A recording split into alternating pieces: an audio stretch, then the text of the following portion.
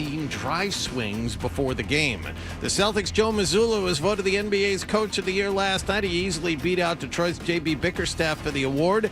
At the NBA playoffs, Oklahoma City got 30 points from Shai Gilgeous-Alexander last night. They beat San Antonio 127-114. The Thunder lead the Western Conference Finals 3-2. The first practice of Patriots official organized team activities will be today in Foxborough. Mike Vrabel is scheduled to meet the media at 11:30. Green Bay Packers running back Josh Jacobs was arrested yesterday in Wisconsin. He was charged with battery, domestic abuse, and disorderly conduct, among other things. And the Las Vegas Golden Knights are through to the Stanley Cup Finals. They swept Colorado last night 2-1.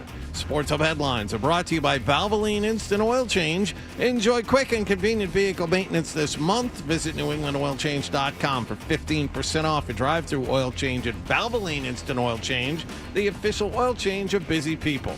I'm John Wallach on Boston's Home for Sports 98.5 The Sports Hub. Your next update at 6:30. Are you actually coaching the game? Or it's just that is. I feel so strongly about that. I can't even tell you. Boston Talk Sports here. What do we got? Sports. Ladies and gentlemen, I need all of you to stop what you're doing and listen. Toucher Yes, I finally shaved my nuts. and Hardy Who, me? Just hanging around. on We're the best friends that can be, my buddy and me. 98.5 The Sports Hub. Let's go. Hey, good morning, everybody. Good morning. We are Toucher and Hardy, Town Fair Tire Studios, 617-779-0985. You can watch us on YouTube. Subscribe to 98.5 The Sports Hub on YouTube and get into that.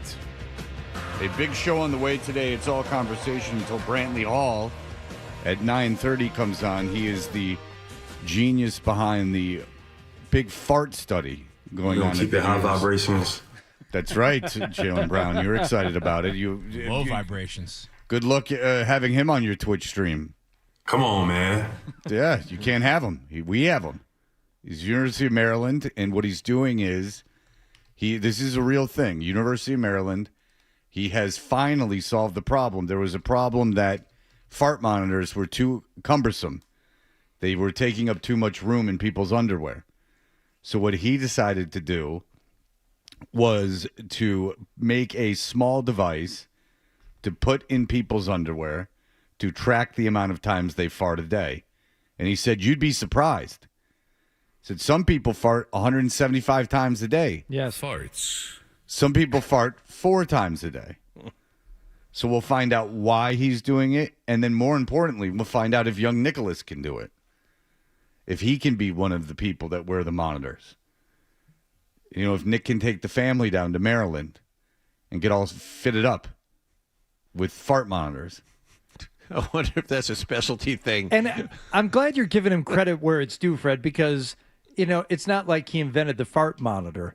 They've been around for decades, but they were the size of ear trumpets. You know, these things, you know, had to attach with a series of belts and harnesses. And, you know, not only were they cumbersome, but they weren't technologically advanced. This guy has cracked the code. That's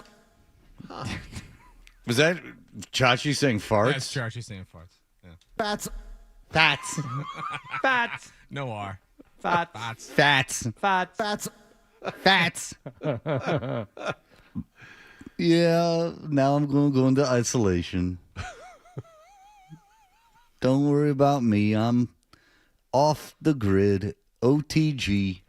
Feed my chickens. My chickens and me. On the grid for 1 hour on Sunday mornings when we will break our fast collectively with the Fab Four. Going to broadcast live from the Beatles Museum in Delhi. Now the he's Beatles Rick. suck. Now he's Rick. Well, Chachi really does sound like that. The Beatles suck. Like, I mean, that's how Chachi sounds to me. Rick is just a stupid, is the Baba Booey voice. But Chachi really does, to me, sound like, the Beatles suck. I love Harry Balls. I love Harry Balls. Like, that's how he really sounds. So I don't think I'm ripping off the Gary voice too much with Chachi because that's how he sounds to me. Yeah, but I don't do the whole like, and I go to this thing. Like, I know, No, Chachi is like, I just love chickens. I got screwed. I dream of Tony Bennett naked. Like with theirs out there in Hawaii, and I'm sitting here feeding chickens in the middle of nowhere, but Massachusetts, I got screwed. In Korean, chachi means penis. Chachi means penis. Now get away from me. I'm in isolation. I've isolated myself. I had my Dean Martin celebrity roast on VHS, and I would be watching them. They'll just be playing all the time, just to let you know how important I am. Hey, it's Chachi. Hey, if there's one thing I like to do in the fall, it's peeping. And that's not, we didn't write that. That's his own commercial that was running on the station. I'd never heard the term peeping before. Yeah. Except for Peeping Tom. So apparently some people, I've yet to hear it again, but some people say that they go during the fall to peep at leaves. Yeah, leaf peeping. Mm-hmm. Yeah, but I'd never heard that in my entire life yet, and I've never heard it again outside of this very conversation revolving around Chachi saying peeping. Peeping.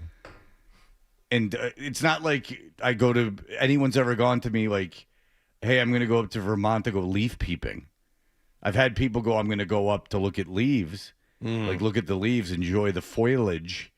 Foliage? I say foliage. Okay. It's wrong.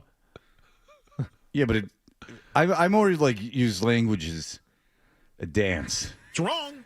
Whatever feels good, It's all about meter and pentameter. I've got this palette in front of me, and I just swirl them colors around. Well, yeah, I'm trying to make it as smooth as possible for the audience. So, like, while you say foliage, I guess foliage. Foliage. Rhyming iambic pentameter just spilling out of Freddie T's mouth. That's right. Weekday morning, 6 to 10. Foliage. Don't worry about it. So anyway, this big fart guy's coming on, and he will talk about all the. I truly am interested, as immature as it is. I am interested in why. Yeah. Like, why did this need to be done? Like, why was it so hard to make a fart monitor that's so small when they can put like a computer chip the size of your thumbnail, and put, reams and reams and terabytes of data on it? And what can be learned versus, studying burps? That seems like, something similar. Why does that not have the funding and the big science push behind it? And do wet ones count? Or is that considered duty? That's a big thing too. Like, how do you differentiate between poo and farts? Like, if you sit down to make poo and you fart, does that track as fart? There's an air pocket. I mean, or is it poo? I mean, these are things he's not going to be able to answer all this stuff. I'm really going to get him on the ropes. That's my goal with this interview. I saw one little clip from him. I think he'll be able to roll with the punches. We're going to have to dig deep to ask him a question that has not been asked. I feel we can do it, but we're really going to have to get into the subject matter. I would like to know how much the university is also funding this project, because I hope he's a state university. I hope he's getting billions. What's that pitch like to the Board of Trustees? That's another thing that I would like to know. What else are they blowing the money on? A Scott Zolak statue? Good. Give it all to the fart doctor. Let me write some of these ideas down, because I do want to know, like, what his presentation is. Is there a way to monitor the moisture?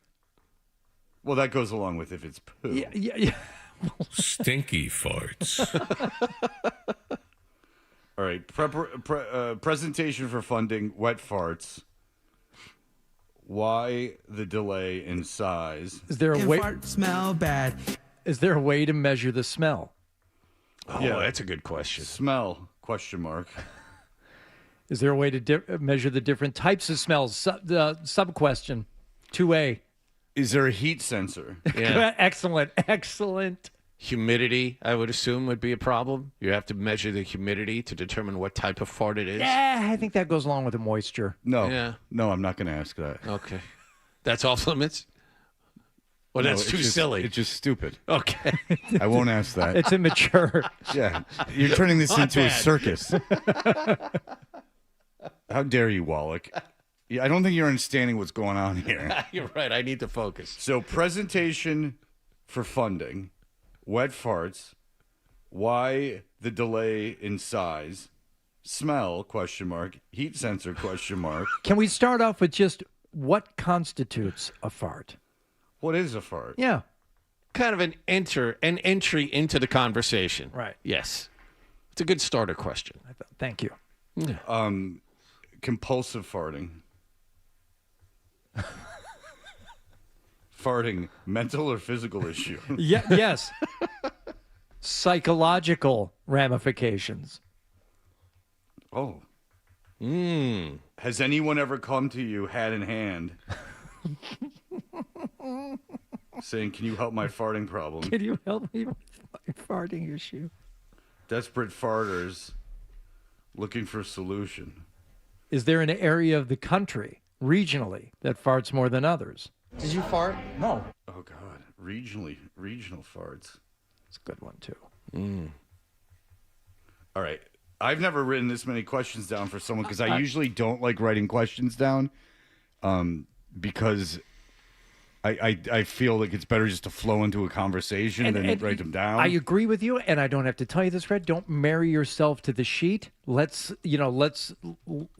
let this take it where it's going to take us, but those are some things that at least half of those we need to get to. So I fear a filibuster. I fear like a guy, like not in a dicky way, but like in a way that like they're like, haha, yeah, and then they get like boring, like with science. Okay. And I just want to be like, okay, I'm not a scientist. Like, talk to me like I'm a total idiot. You know, let's slow down. Okay. Like everyone slow down. Let's go point by point here. I have a fear as well, and I don't think it's founded with this particular guest, but you have a habit of speaking a lot when there is a guest on. I want you to shush. I want you to ask your question, and I want this man to be able to answer it. You understand me? Oh, I don't think that's a good idea. I want to hear from him. No. Not you. No, I don't think that's... think about that. That's what we all want. Think about the ramifications of that. You're going to ask me to let him speak? Yeah. I don't know. If For I want, once. I don't know if I want to do that. Let's do that. I won't promise anything. Ask Rick if I should. Now... oh, boy. There he goes again. Has there been any more discussion with Nicholas? Is he out of the study? He's not going to be able to participate. They're all... No, I think that there's a thumbs chance. up. He says he's in. No, he'll do it. So he will do it. Are you going to be able to do it? Well, we'll find out. I mean, Okay. I think that it's very possible. I mean, you know, just because they're not taking people online doesn't mean, you know, this could be a boon for his, you know, people donating money to the school. Mishaps with the sensors. There's another question. Okay. Have they been lost or soiled beyond repair? Measuring one of them wet ones. I'll have Ryan make a copy of these questions and distribute them out. Right. So everyone's on the same page. This is unprecedented preparation, written preparation for the show. We are going to really dive into this with the fart doctor. This is necessary. But he's got to be a doctor because he's doing a scientific research project at a public university. Yeah. I imagine he's a doctor. So these researchers, especially like at the university level, spend a lot of their time, from my understanding, like writing grants and coming up with proposals and finding the funding. So maybe not in this conversation, but I would be interested to learn how much time went into, you know, writing the grant, getting the money together, and did you ever think in all those, you know, weeks, maybe even months of preparation, that this was all for naught? Like, there's no way you're going to get funding for a fart study. So it's like a tale of a Don Quixote tale. Like it's his fart is the windmill. Yes. That's right. The establishment, getting them on the same page. I get it. I understand. All right. Well, that will be fun today as we are rolling strong in a Wednesday. I hope everyone has got big plans because it's going to get cold again. What? The idea it's going to be fairly cold this weekend. Oh, come on.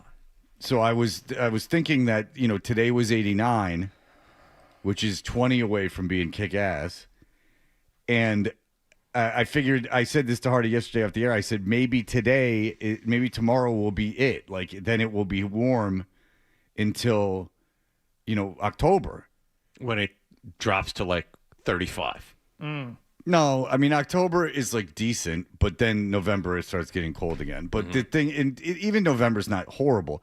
But in terms of summer weather, it would be nice if you got 4 months seasonally, 4, 8, 12.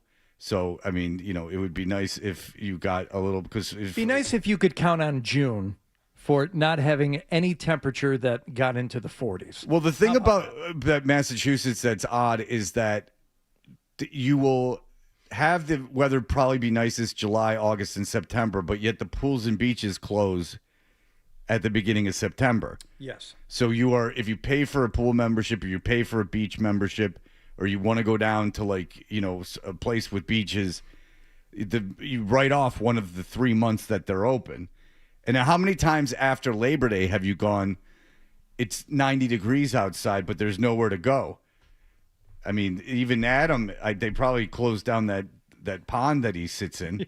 Walden Pond? No, I mean, it's never closed. I mean, they have, You can't close a pond. No, I mean. Well, yes, you can. There's a big fence around it. I think it can close a pond. They have. Not if you climb the fence and scurry in there. Not if you're living there. Climb the fence. He's going it's under. like their own. They have lifeguards on duty from like most DCR properties from Memorial Day to Labor Day, but you can swim anytime you want at your own risk. So you could go in there in December. Yeah, people do. Some people go and they break through the ice if there's ice, and they swim, or they put wetsuits on and such. They put wetsuits to go into a pond? Yeah. Why? Because they want to swim. They want to swim year round, but you can't swim and you can't stay in water that's. Why don't they go to an indoor pool? How about a YMCA? Yeah. They would. I guess they would prefer the natural act of swimming in a pond. In ice. Yeah. Anyone ever get trapped under the ice? Oh, kick-ass Metallica song. Yeah, but has that ever happened? I mean, I would imagine they're not so wild about people swimming in the ice. Yeah, I don't think. I think once it's frozen over, the swimmers can't. So I think it's more of you bust a hole through and dip in. But when the water's super cold in October or in April, you'll still see people in there in wetsuits swimming around. Yeah, I do really well at that. Yeah. Because of my ability to cold That's right. plunge. Yeah. It's true. Yeah, I could get in there and you'd be like, "What?" And I'd be like, "Shh, shut up, watch. Let Daddy teach you. Shut up and watch." Greg, hello. Hey guys. Yes. The question for the fart guy when he comes in is silent. Does it actually mean it's deadly? Yeah, like I will ask him to define deadly, if it means actually ceasing of life or if it means real smelly. Like, how do you define deadly? Yes, Jonathan. There's a question, an email I've gotten. Heart monitor with the fart box. Can those two coexist? Well, that's going to be for science to decide. He'll have to do his own evaluation of Nicholas.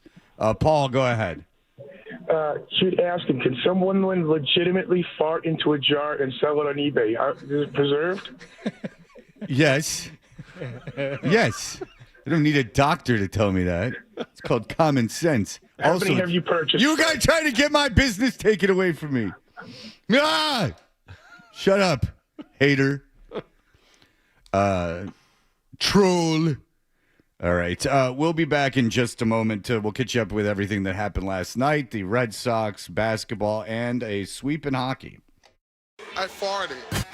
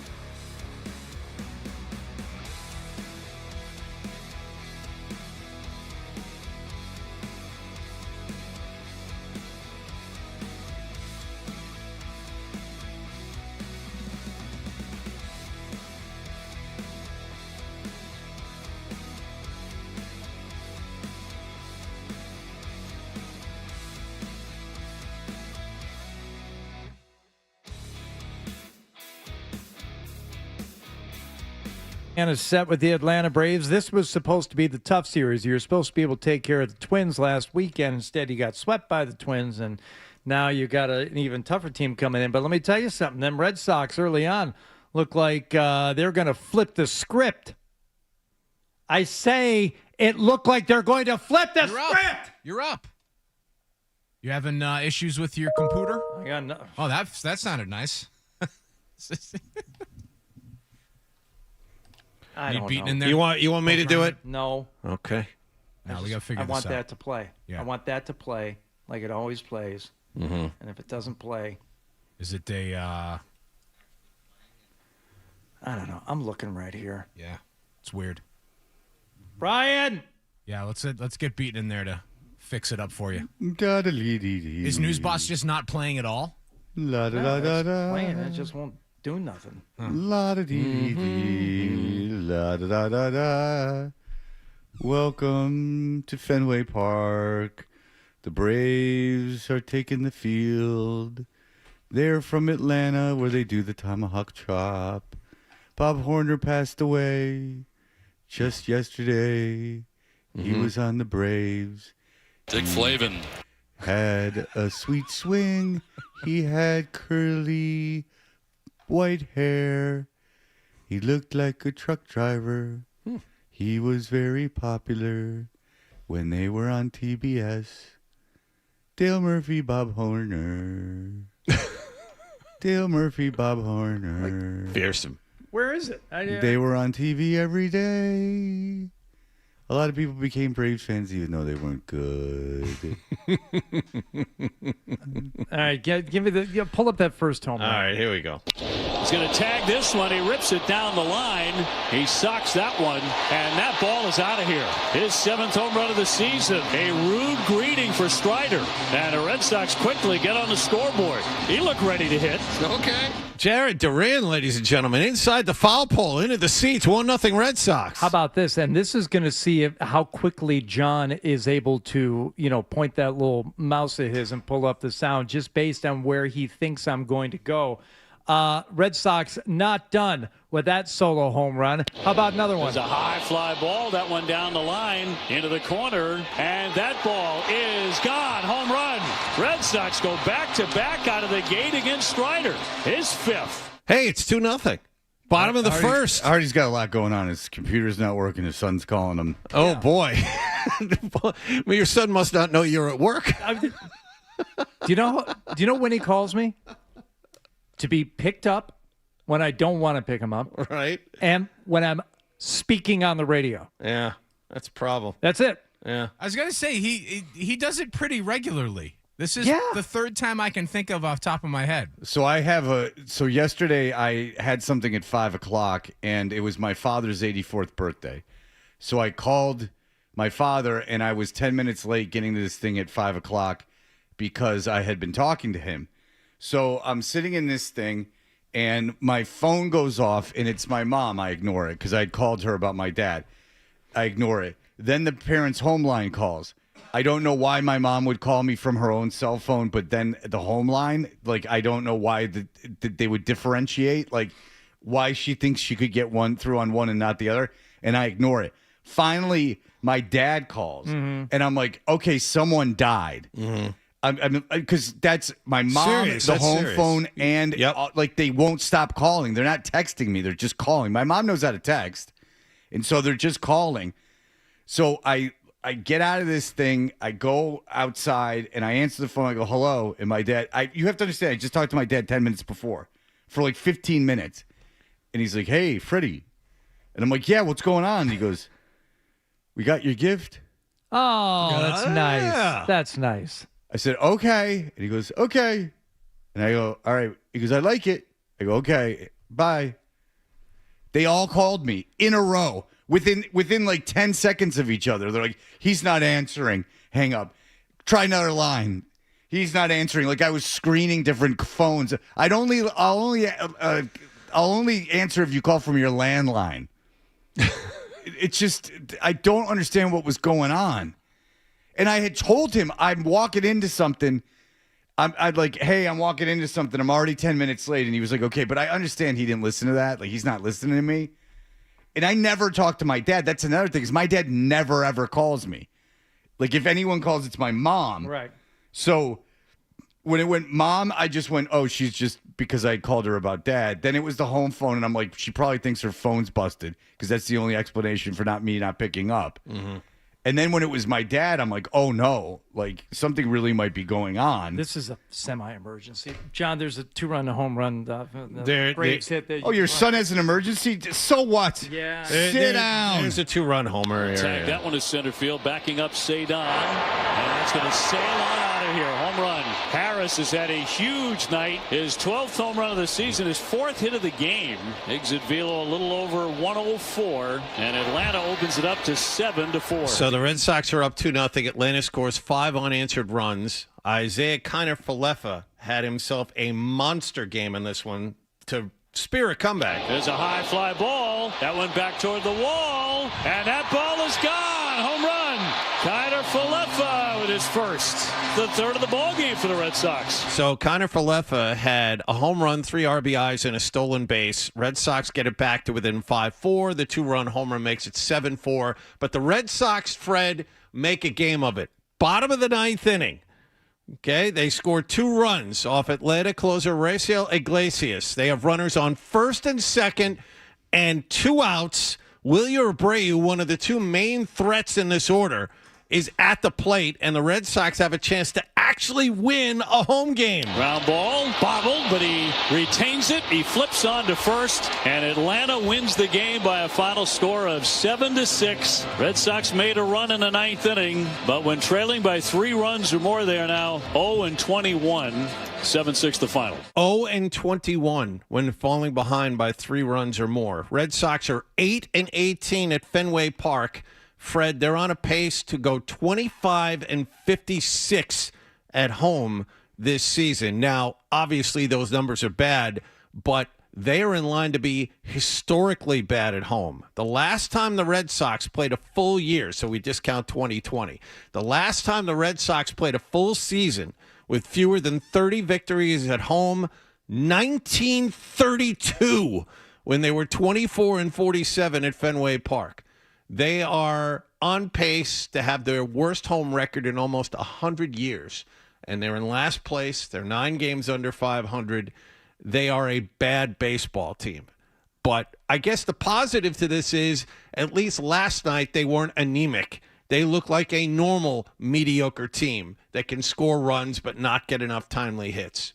Well, it's becoming an issue because you look at the wild card and now they're 4 games out and you say, well, that's not so bad. But yeah, Seattle, Toronto, Baltimore, Houston, I mean, better teams than them are ahead of them. Well, the thing is, this team is so bad, day in and day out, especially at home. I have not looked. The reason I know they're close in the wild card is because you keep updating me. I haven't looked at the standings, wild card standings, in a long time because this team has to get out of its own way first. Well, the thing that is that everyone was going, well, they're not that far out of the wild card, which is technically true, but there are a lot of teams between you and the wild card. It's a historical argument. Yeah, technically you're not many games out. Yeah. And teams are starting to find their way a little bit. Now, you're finding out some teams that were supposed to be good, like Detroit, are god-awful. I mean, Detroit and Kansas City are bad. And I don't know if the White Sox, are going to continue being a 500 team. Yeah, there are a lot of teams that were supposed to be good that aren't, like the Cubs, for example. Well, the Cubs have won 10 in a row twice and have lost 10 in a row now. Yep. So they're just real streaky. But like Toronto is not Toronto's real banged up. When Toronto's second half of the season, you have to assume is going to be better than their first half, correct? Yes. All right. Of course. Even Baltimore, I would assume, would get it together a little bit. Like, it's just there's teams in front of you, like Seattle. Seattle's not going to be under 500 at the end of the year, I would imagine, correct? No. If you were a betting man. If Seattle got off to a terrible start, they're one of the teams that is finding themselves. Right. So Seattle and Toronto, certainly, I would look at as 2 teams that are going to have better second halves than they had first halves. They're 2 teams that are better than you. So, and Toronto's been absolutely decimated by injury. Almost everyone is better than you. There are 2 or 3 teams with worse records, but if you look top to bottom, of, especially offensively. Almost every baseball team is better than you. And if you took a look at that Red Sox lineup last night, how many of those hitters, and we were talking to Jonathan Papelbon yesterday about, catchers and pitchers, the meeting before a series. If you're the Atlanta Braves and you huddle up and you go over the Red Sox lineup, how many of those hitters that you look at are you going to go, oh, boy, we need to be careful of that guy? 1, 2, maybe? Duran because he's hot, but Abreu and Contreras, other than that, do you really look at any of those hitters and go, oh, my God, we got to be real careful with that guy? And we talked about it. We talked about it at the beginning of the season is that Contreras would be a nice piece if he was like your fourth best hitter. Yeah, if you could hit him sixth, perfect. Right, even fifth. But you know what I'm saying. Yes. Like if you just Contreras is I'm aware of Contreras. Like he's a professional hitter. Like he's going to hit for you, and he's going to hit basically at this mean, which is 270. 20 to 30 home runs. 90 RBI. He's a good hitter, but he's certainly not. Shouldn't be a team's best hitter.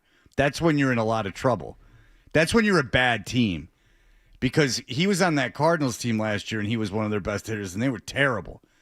He's a good professional hitter, but he's not a star. You need a couple stars in front of him in a lineup. You can be scared of Falafel now. With a 2-run RBI there in the 9th. That kid's batting .667. What'd you call him? Whatever his name. Falafel? Yeah. Is that what you called him? Close enough. Yeah, chickpea. that guy is lucky to be a Major League Baseball player. And he said they all are. They're all blessed. He said it after the game. I'm fighting for my professional life out here. So, yeah, home run, 3 RBIs, stolen base. Good for you. Yeah, I looked at Wiz Khalifa. Toronto's missing. Close enough. Toronto's just missing every pitcher. Yeah. Toronto's every pitcher's hurt. They just got back your Savage in the last. He was the guy who was a stud for him in the playoffs last year. Rookie who hadn't done anything. They just got him back. Gossman, I think, is healthy, but everyone else has been hurt. I think Barrios is out for the year. They are decimated pitching wise, and they're still better than you. Well, not good. No, it's atrocious to even tune in and watch this team night in and night out. And I don't know how you sit up in that front office and pat yourself on the back and go, hey, formulas work. Well, check out those numbers, They're man. going to end up firing Breslow. They're going to have to fire Breslow because there's no one left to fire. Yeah. And the other part of the problem, well, again, this is Breslow's team now. He cleared the decks. This is he's got things the way he wants it now. But if you fire Breslow, and this is the harsh truth, how many GMs have they burned through here in the last decade, and how many people did they have to go through just to get Breslow to take this job? So I don't know what the quality of guy or woman, because I interviewed a couple of them the last time out. I don't know the quality of person you're going to get to run this franchise if and when you fire this guy. That's where this organization is right now. And they still break their arms, patting themselves on the back, saying they're doing things the right way. And, we streamline things. Yeah. To what? What have you streamlined them to? How far down the list of their wish list of candidates to replace Breslow are they going to have to go this time? There were some good people, well-respected people that turned this job down before they hired Breslow. And congratulations, you got your 6th or 7th choice. Now you're paying for it. Well, you got Connolly early tonight going in the second of the 3-game set. So I assume you took care of everything, John? Yes. The matchup is Thursday. Thursday's the interesting one. I think I'm going on Thursday. Totally against Sale on Thursday. Ooh, you get the early start on Thursday. 4 p.m. Yep. You know what you're doing. That's your first rodeo. Yeah. Yep. Pretty, like a cat who ate the canary. I'm going to a Red Sox. How cheap are those tickets now? I haven't looked. I mean, I won't buy them until I'm not buying them today. I know the strategy, but I'm just wondering. I'd imagine that they're not terrible. In case you're wondering, the dog was sick. Oh. And the report was that the dog had vomited in her crate. Diarrhea? And so, there's a lot of discussion about, how much to feed the dog and how the dog is acting now. And, what should be done now with the crate because, rest of the house remarkably is not up yet. And I said, well, I don't know, man. Like, How about you take care of this one yourself? How much could there be? It's like she threw up. If she's really, really sick and didn't digest any of her dinner from 5 p.m. and she threw up somewhere in the middle of the night, well, this could be some kind of a serious illness if none of the food was digested. Well, it was kind of chunky and Yeah. Do you want me to send you a picture? Yes, Yeah. Sure. Send me a picture. Sure, yeah. It's poop. It is dog poop. There is in no way you would confuse this with vomit. And I said, what does it smell like? Well, it smells really bad. I'm like, yeah. The concerning thing about all of this is he couldn't tell the difference. You can't tell the difference just in the odor alone. Oh, man. Between vomit and feces. Bad. Rookie mistake. No probs. Oh, boy. But all is well now? You've calmed things down? No. Nothing is well. I just like that there's people at your house that he called you who's not there to go about the dog. Because who takes care of things? You couldn't. But about the dog pooing. Walk upstairs and tap your mom on the shoulder. Say, hey. But he's also like old enough, like the dog's got diarrhea. All right, we'll put the dog outside. Yeah. I'm interested in what you're supposed to do. He's a very conscientious young man who, mommy trumps everything and everyone else. And he would rather bother me with something 10 times out of 10 before he would dare impose upon his mother. Oh, please, no. Mommy, rest. No, I don't want to bother mommy. But let me call you in the middle of work. You're not busy. Yeah, No, it just seems like if anyone's in the house, that would be a better solution than calling you. Exactly. Now, his sister, no. He'd be better off calling paramedics, for dog poop than he would be approaching his sister, before 11 a.m. She's talking about taking a trip somewhere in July. I'm like, how about you take a trip to that job you're supposed to be having? How's that working out?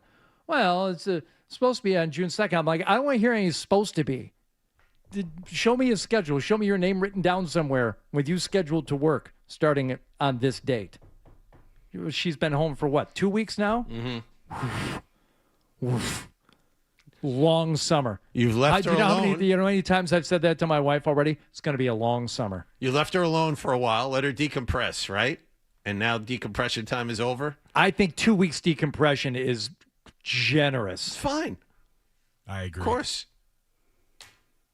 All right. Boy. Well, look, there's a lot going on in the world, including that's not throw up. Throw up and diarrhea all over the place. We will be back in just a moment. Here are the headlines. Sports Hub headlines. Red Sox.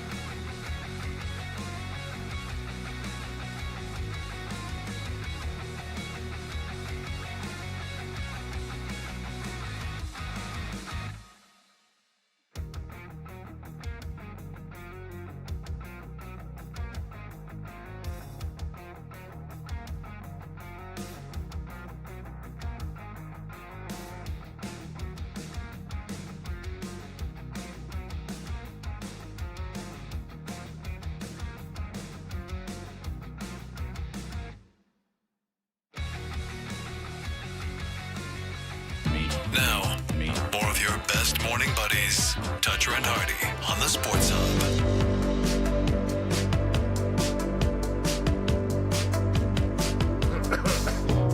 Hey. We are Toucher and Hardy. And the Fart Guy is coming on very, very soon. If you must know, he's going to come on and talk about his fart monitor that he has. That's coming up at 9:30 this morning. He's doing it for the University of Maryland. Hardy, what else happened last night? The Vegas Golden Knights, that dead-ass team that I saw in person back in March, are dead-ass no more. This one will go to the final seconds, and this one is a home ice clincher. For the first time in franchise history, the Knights clinched the Western Conference at T-Mobile Arena. And they beat the Colorado Avalanche, sweeping the Avalanche out of the Stanley Cup playoffs. Vegas Golden Knights with a 2-1 win last night in Las Vegas. John Tortorella, since taking over, and he took over with 8 games to go in the regular season, 19-4-1. He was asked if he could compare this team to any other team, and he said, well, you caught me off guard. He said, all I can say about this team is all of these guys know how to win. But they didn't know how to win for large portions of the regular season, but something sparked a fire into these guys. Was it a player-friendly coach coming in, a guy that's going to coddle them and bring them along and nurse them into positive vibes? Nope, it took John Tortorella coming in, saying, all right, enough with the nonsense, let's go. Colorado, the best team in the National Hockey League during the regular season. Vegas was in 3rd place with 3 weeks to go. And because they finished up 7-0-1, they won their division, and off they went. It is remarkable. It is remarkable what has happened. And Tortorella is now in the Stanley Cup Finals. He doesn't have a contract beyond this season. They signed him for 2 months. One goal, the Avalanche didn't get a shot on goal for more than 25 minutes over the second and third period. Yeah. Just couldn't figure out a way to Carter get Hart, any puck near the net. This goes back to what we were talking about, Fred, about needing a goaltender that's paid a lot of money. Carter Hart didn't start a game for this team until around Christmas time. And, he was a starting goaltender for about 3 months and got hot at the right time. Well, that's the thing that's frustrating about hockey is that your goaltending, it doesn't have anything to do with what happened in the regular season. Is that you can just you can happen and not happen.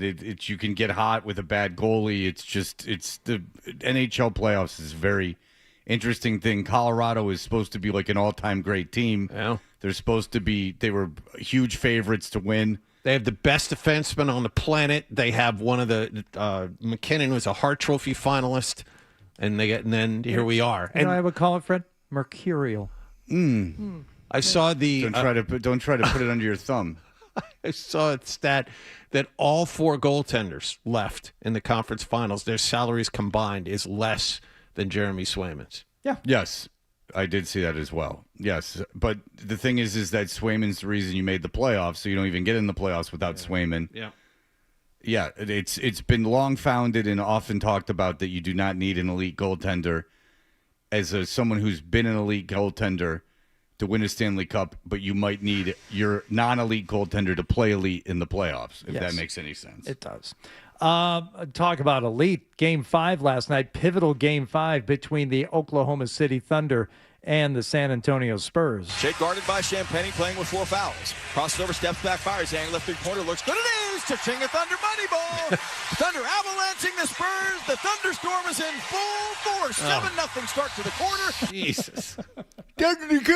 Like, it just, everything, like that pitch he speaks in is just, he's like restricting his throat. Cha-ching, a Thunder money ball. Wallace the rebound to McCain open. His angle right three-pointer is up and in. Cha-ching, a Thunder money ball. J-Mac with a stroke. It shows. He has 17, plays the crowd. There can't be any way anyone in Oklahoma City likes him. In fact, I'm researching this. Victor Wembanyama held to 4 of 15 for field goal shooting. as the Thunder take that pivotal Game 5, 127-114 at home. It's wild. I watched a lot of this game. Wembanyama looked like he was nervous in the first half. I think he took 4 shots in the first half. I mean, he was there. He was running up and down the floor. The moment just looked too big for him. I mean, that was the biggest game of his life last night, and he was invisible as much as a 7'4" guy can be. Just heard from McCain, who finished with 20 points. Shai Gilgeous-Alexander leading all scorers with 32 points. Thunder now up, as I said, 3-2 over the Spurs. I was thinking about this, and we're going to be talking more about it a little bit later when we hear from some Knicks fans. Both of these teams are obviously very, very good between the Spurs and the Thunder. Got to give a slight edge to the Thunder right now, obviously being up 3-2 in the series. But for all of the boasting and bragging that's going on right now, and this isn't for Knicks fans specifically, it's just for a fan of any team, to be crowing about your sweep of a team in the conference finals. Could you see the Knicks getting swept by either one of these teams in the finals? Sure you could. Sure you could. How delicious would that be? Not for the Knicks, just for anybody. Because they're feeling it right now. They absolutely believe they're going to win it all. I've seen and you watch those two teams last night, you're like, oh, man, they're so good. It's a different game. So good. It's a different game watching those two teams play. And, yeah, and I said it yesterday, the Knicks have won 11 in a row against Eastern Conference opponents. I mean, the East isn't very good. Wasn't very good for the balance of the season. So, I mean, here we are. The Knicks clearly were the best team. They blew everyone off the face of the planet, but it's a different thing against these two teams. Yeah. And by the way, they're beating the ever-loving crap out of each other night after night. It's fun to watch. So that is where you have to give the Knicks, more than a puncher's chance in the finals. Is these teams, whoever ends up coming out of there, is going to be beat to hell. The other part of it is the Knicks, it's about matchups this time of year. The Knicks have 2 big guys, and that can match the double big lineup for Oklahoma City, or, bump and bang Wembanyama around a little bit. That's a perfect job for Mitchell Robinson. So, and you have the scorer and Brunson, and you have the defender and OG Anunoby, who can go, all right, you have Shai Gilgeous-Alexander. You go get him. I mean, there are matchups that the Knicks can, rise to the occasion of. But overall, talent-wise, both of these teams are better than New York. I would say the best chance for either one of these teams to really take care of business against the Knicks would be for Oklahoma City to wrap this thing up on Thursday night, get a few days rest. Yeah. Because Knicks are already rested now for a couple of days, and we don't start up again until early next week. A week from today. Yeah. From today? Yep. June 3rd. A week from today is game 1 of the NBA Finals. I thought it was Tuesday. No. It's Wednesday. A week from today. Wow. June 3rd. All right. I'm just looking at people's crapping on this Matt Pinto. Oh, because I can't take it anymore. we have appropriate verbiage. Do we have? Yeah. I mean, people. I mean, I guess he's also a real against the refs and homery in that sense too, which you can add that onto a pile of burning crap that he is. All right, Jason Kelsey talked and he didn't sound dumb. He said some good things that I agree with. How about that? So making fun of Jason Kelsey audio coming up.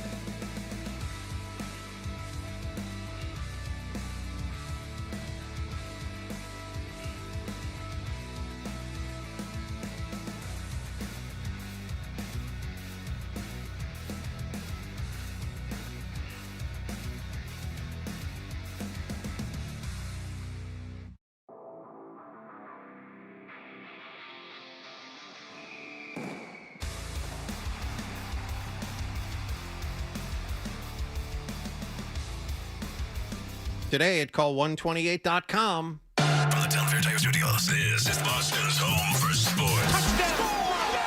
The flagship station of the Patriots, Bruins, the Celtics, WBCFM and HD Boston 98.5, the Sports Hub. Leslie Media Group station celebrating 65 years of broadcasting. Sports Hub headlines. Red Sox are now 8-18 at Fenway Park this season after a fourth straight loss last night, 7-6 to Atlanta. Wilyer Abreu bounced back to the pitcher with the tying run at second and the winning run at first to end it. Isaiah Kiner-Falefa was a positive. He led the offense with a homer, 3 RBIs, and a stolen base. The reason I signed here was to develop as a hitter. I felt like I wanted to be like a Marcus Semien. When he turned 31, he started hitting poolside homers. So I got a long way to go, but it's just a start, and I feel like I'm still at the right place. I just think we just need to win more ball games. Braves got a homer and 3 RBIs from Michael Harris. The two teams will go again tonight. The Celtics' Joe Mazzulla was voted the NBA's Coach of the Year last night. Speaking of coaches, Kenny Atkinson will be back in Cleveland. At the playoffs, Oklahoma City beat San Antonio 127-114. They lead the Western Conference Finals 3-2. Shai Gilgeous-Alexander, 30 points. Patriots will hold their first practice of organized team activities today. Mike Vrabel is scheduled to meet the media at 11:30 this morning. We will carry that press conference live here on 98.5 The Sports Hub. ESPN is reporting Kansas City tight end Travis Kelce has purchased a minority stake in Major League Baseball's Cleveland Guardians, and the Las Vegas Golden Knights swept Colorado out of the NHL's Western Conference Finals last night 2-1. Sports Hub headlines are brought to you by the 99 Restaurants. Kids eat free the day after the Red Sox win. Get a free kids meal with every adult entree purchased. You gotta love the nines. I'm John Wallach on Boston's Home for Sports, 98.5 The Sports Hub. Your next update at 7:30. The Sports Hub. 3 legendary franchises on one legendary radio station.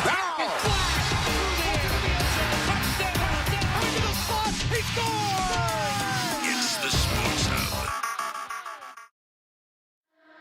Hey, listen, if you've got to go, we understand, but make sure you bring the Sports Hub app with you so you can hear more of Tudger and Hardy. That's what I want on my tombstone. On the Sports Hub.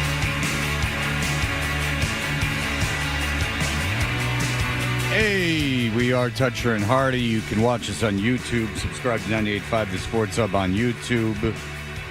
Hardy has been on the phone like there's nobody's business. His dog has got diarrhea, and there are people... There's way too much conversation about this dog diarrhea. No. Slow down. I have a bad case of diarrhea.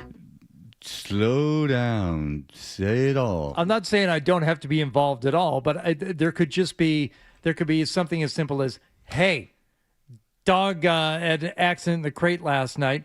Could you please take care of this and this when I get home? I don't know why I have to be the point man on this. But again, here's why. It's because my son, you know what? I'll take it as a compliment that he trusts me to be able to take care of things. And I'm glad he didn't wake up his mother, because there's nothing to be woken up about. It's fine. And she's up now, by the way. But she's up and now she's calling. Well, she slept in a little bit this morning. It was actually kind of rare for her to sleep until almost 7. I'm not judging when she slept till. I'm just saying that now she's up and she's calling you too. So everyone's got their heads together on this. She just texted. And it was something to the effect of, "Oh, good thing she didn't sleep with us last night." I'm like, "Yeah, that's true." Yeah, Rangus. And I got hot brown rain. Got how many? Does Deuce have a mat in his crate, or no? He just has like blankets or something. No. It's funny you mentioned that, because yesterday was a very exciting day. I got a black rubber mat for under his crate. Okay. So now he has a black rubber mat under his crate. Okay. Yeah, it's exciting. Yeah. So we have the tray underneath, but. And dogs don't need this. If my friend Terry is listening, he's the dog butler. He's a dog trainer. He says dogs don't even need a mat, but it seems like she needs like a little mat. Do you know how many mats I've purchased now? I just bought another one. This has to be at least the 6th. Oh. Yeah, they say they don't need a lot. I'm estimating 1 a year, and she's 7 now, but it's probably more than that because, you can like hose it off. But if it's something this nasty, I think I always smell it. No matter how much you clean this thing, it's like I'm convinced the smell is still there. You're not putting her down. Because that's an option they're going to give you. Yeah. But I hope. Do they do that at PetSmart? Is that one of their grooming services? I don't know, but I just know that once they have diarrhea the 6th time, you're allowed to put them down. Slop in your belly, then you make hot brown rain. That's right.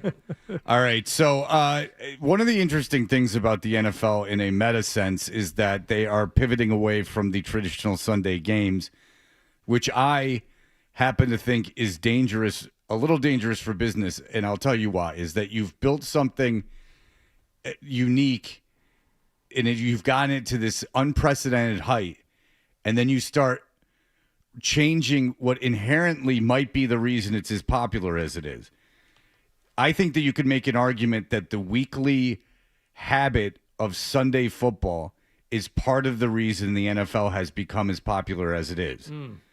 That it's not every day, that there is a exclusivity to it, and there is a routine and habit that the people have. It's like Sundays are for football in the fall. You just set those aside. And obviously Saturdays are for college football, and those are the two most popular sports in America right now. Now that they, especially at the end of the year when games are important, are throwing them all over the week. Obviously, we know that the games on short rest are worse. We know that does increase injury risk, and so it's not great for the product. I know for myself, and I'm a huge NFL fan, I know for myself, if I don't care about the team, and honestly, that's 25 of the 32 teams, 26 of the 32 teams that I have no interest in whatsoever. Like, the matchup doesn't, if it's Mahomes Allen, yeah. But if it's like Herbert, Herbert versus I don't know. Shedeur Sanders. Well, yeah. I might watch that. But Herbert versus Shedeur Sanders, like, I don't know, unless there was like a chance of failure. I don't know. I'm not tuning in on a Wednesday night necessarily. I don't watch a lot of Thursday night football. Basically, unless it's the Patriots, Lions, or Jets, I don't watch Thursday night football. But they're, really stretching this. And they're asking you to stay home on a Saturday night. They're asking you to stay home on a Saturday. They're asking a lot. And so what if it's like seeing fireworks outside of the 4th of July, right? It's okay every once in a while. You want to have them on New Year's Eve, fine.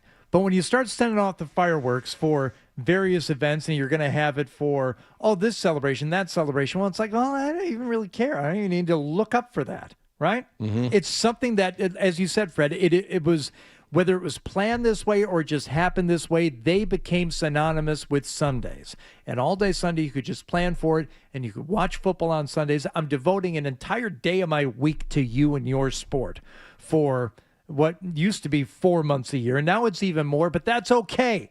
You push the envelope on the regular season, you're going to push it a little bit more, but it's the additions. It's the Thursday night. It's the now the Wednesday night. We're getting the Saturday game and all this stuff that I'm sure Jason's going to talk about here. All right. So Jason Kelsey, who obviously broadcasts and played in the NFL for a long time, here's what he has to say.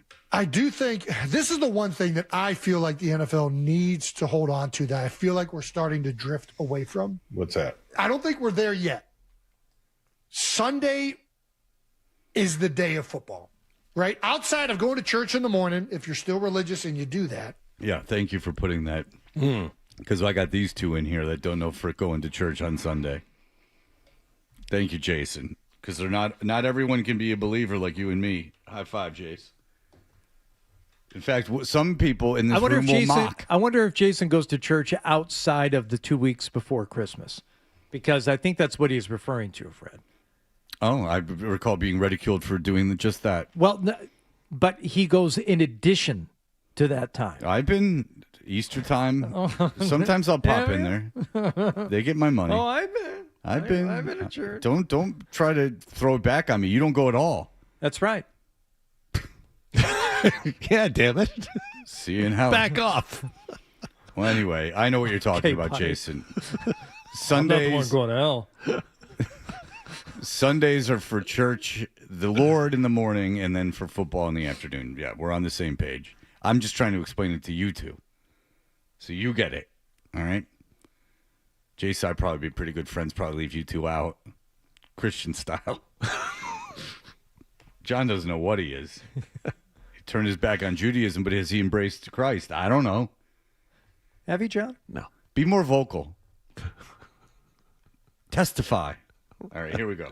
Right? Outside of going to church in the morning, if you're still religious and you do that, Sunday is like where so many games happen. And that's what you grow up and you gear your entire week around watching football on Sunday. Yeah. It's an institution at this point, the NFL playing games on Sunday. With every day that we keep adding in there, we're getting away from that just a little bit. And I worry that. Why is he mincing words? Like, why is he putting a disclaimer on anything? Like, they haven't done it yet, or they're, a little bit.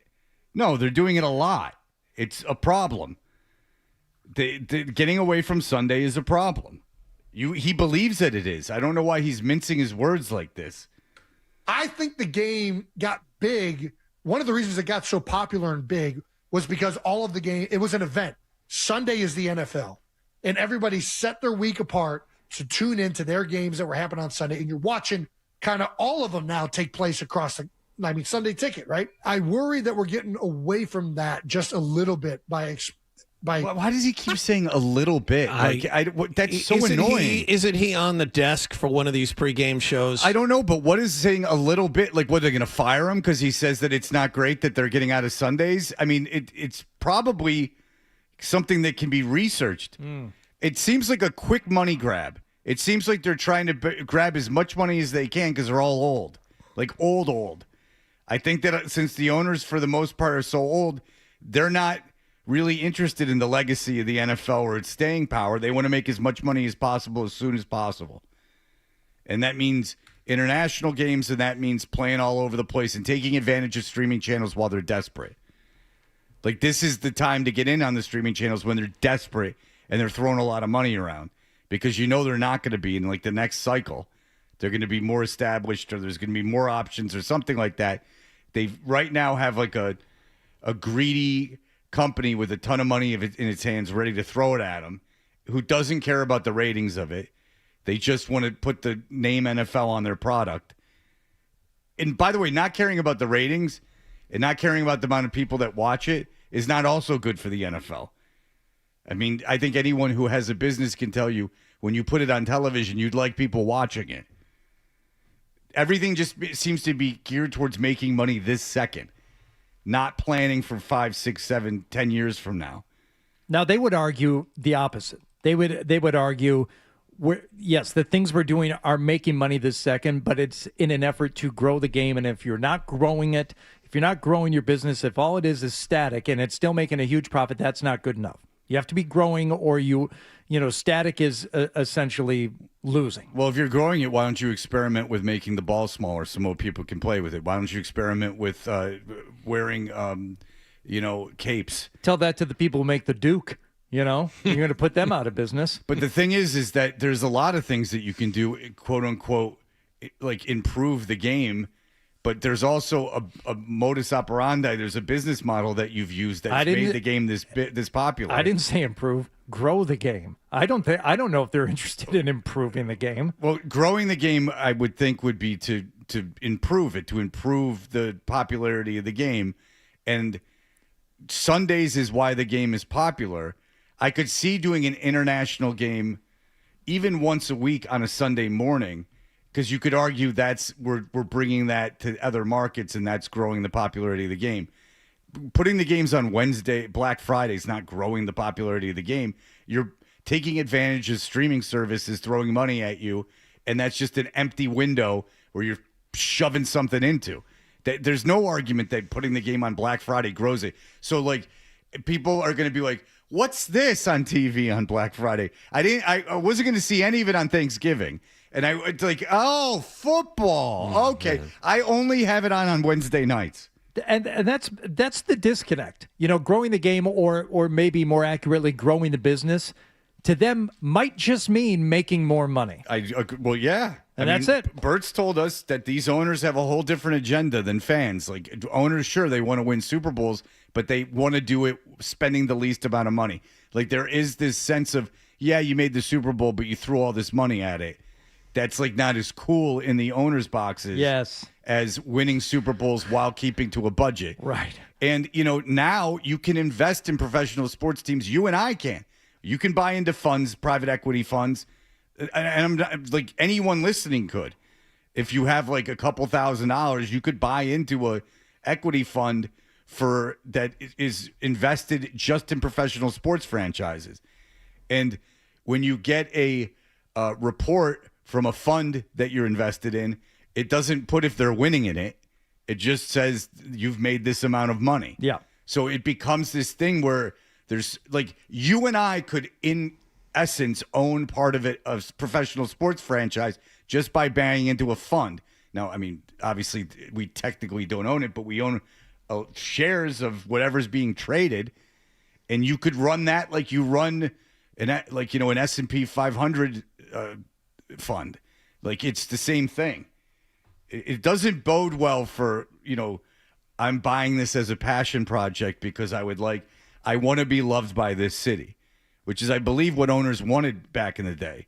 Is it was like a kind of a vanity thing where I own one of the most important things in the city. When we win, there'll be a big parade and I'll be like the star of the show. Mm-hmm. Exactly right. And then it became, there's so much money to be made that I got to take advantage of this because at heart, they're all businessmen. Mm-hmm. So I got to take advantage of this. And so then it's like, well, we can make more if we bring in private equity and we can do all this. And then it becomes this hodgepodge. And I got to be honest, you guys too.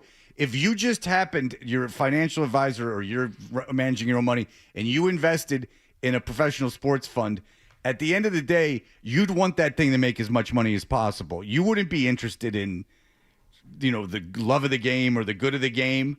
But I'm telling you, from a long-term business perspective and business model, I think getting away from Sundays is going to do damage to the product because in December, there's going to be weeks that none of us in this room are watching football on Sunday. There's going to be something else to do because the games are terrible. It's Arizona, Tennessee. It's just garbage on a Sunday. We saw the windows of those games. They're terrible. There's weeks where I don't bet you there's not a playoff team playing at 1 o'clock. And so you're going to watch two loser teams that you don't care about? You're going to watch New Orleans, Carolina at 1 o'clock on a Sunday? No, you're not. And if you do, it's sad because you could watch a movie. You don't have to watch football. By building too many of this. But well, all the international games are on Sunday except for the first one. Right. Correct. I'm not. This is an international Sunday thing. morning. I'm more talking about the Christmas Eve game now. The Thanksgiving Eve. There's a Wednesday game now before Thanksgiving. Everybody's sitting around. I get it. I'm just saying. I'm just saying. I don't think that'll ever change. I hear what you're saying, but I think they're very few far in between outside of the holidays. That is, there's not just like a random Wednesday game. Yes, there is. It's the first game of the season, you idiot. Boy, they suck. Yeah, the Kelsey brothers are... Even when I agree with him, he sucks. Yeah. Well, everyone's sitting around. Yeah, okay. But then now Sunday's terrible. Yes, everyone's sitting around. That's right. Everyone's sitting around. You're sitting around. Sunday of Thanksgiving weekend, these are good examples. Your 4 o'clock games, Tennessee at Jacksonville, Washington at Arizona. And then you got Seattle at San Francisco. Fine. You got what time of day is that? Yeah, that's your 4 o'clock window. Okay. So you got one game in there to watch. The Sunday of right after Christmas, Tennessee at Las Vegas is one of 2 4 o'clock window games. You have 2 games in the 4 o'clock window. What's the other one? That's pretty bad. San Francisco at Kansas City. Okay. But there's 7 games on that Sunday, on the 27th. That's terrible. 7 games that Sunday. Yeah. Wednesday game in September. I just looked at our schedule. We got 4 games that aren't on Sunday. And we probably have the higher end of that not playing on Sunday. For sure. Right? Yeah, it's not there yet, but it's close. And to some people, it probably is there. I think it's awesome, man. Yeah. Yeah. Of course you do. Yeah. That's right, man. It's awesome, man. It's awesome. Now watch him. Loses a leg on a Thursday. It's awesome. And then on a short week, 40-year-old Travis Kelce loses leg in horrible, knee-to-knee contact. It's awesome. The one goes with the other, Fred, but it's not just the days of the week. It's not just the Sunday. It's the fact that if you're going to have them on another day other than Saturday, then they're going to be primetime games. And that you just take me out of the conversation even before this job, which requires us to get up at an ungodly hour. I mean, asking people to stay up and watch football until 11:30 at night, for on the East Coast, which is a, huge portion of your viewing population. That's a lot to ask. Yeah, and you're doing that multiple nights anyway. Yeah, and that's a separate issue because you have the idea of the 3-hour game is long gone with all the replays and all that stuff. I mean, the 8:15 kickoff, it's 11:45 before the game's over. Right. If you say it's an 8:00 game, that really means that's a separate issue from the scheduling thing, but it goes along with it. Okay, so Hardy did this, but there are some flex games that I can add in. This is just the last thing I'll say. December 27th, the Sunday after Christmas. This is 1 o'clock window. Chargers, Miami, Arizona, New Orleans, New England, Jets, Cleveland, Baltimore. But these can be flexed, so watch out. Tampa, Atlanta, Cincinnati, Indianapolis, Washington, Minnesota, and Carolina, Pittsburgh. Huzzah. Aaron now, I'll watch the Patriots-Jets game and be perfectly fine. Carolina might be good. Yeah, Carolina would be really good. That's what the word I use is good. Enjoyable. Nothing like that Carolina atmosphere to really make you sad on a snowy, dark, shortest day of the year than a nice Carolina home game. All right, now, okay. Now you're projecting I how you are certainly going to feel on that day. Well, you love it when it gets dark. It's 2 days after Christmas, and it's dark at 4 o'clock. But that's 7 months from now. Can we leave it 7 months from now? I don't want to deal with this now. We're talking about the day. I'm not. You think it doesn't get dark until 4 o'clock? That's cute. It's 4:15. Man, just like before the 1 o'clock games are over. 3:30 in the afternoon. Headlights on, baby. God. All right. We'll be back in just a moment. Tim Healy is going to join us to talk about the Red Sox. You like it? Stay tuned for more Toucher.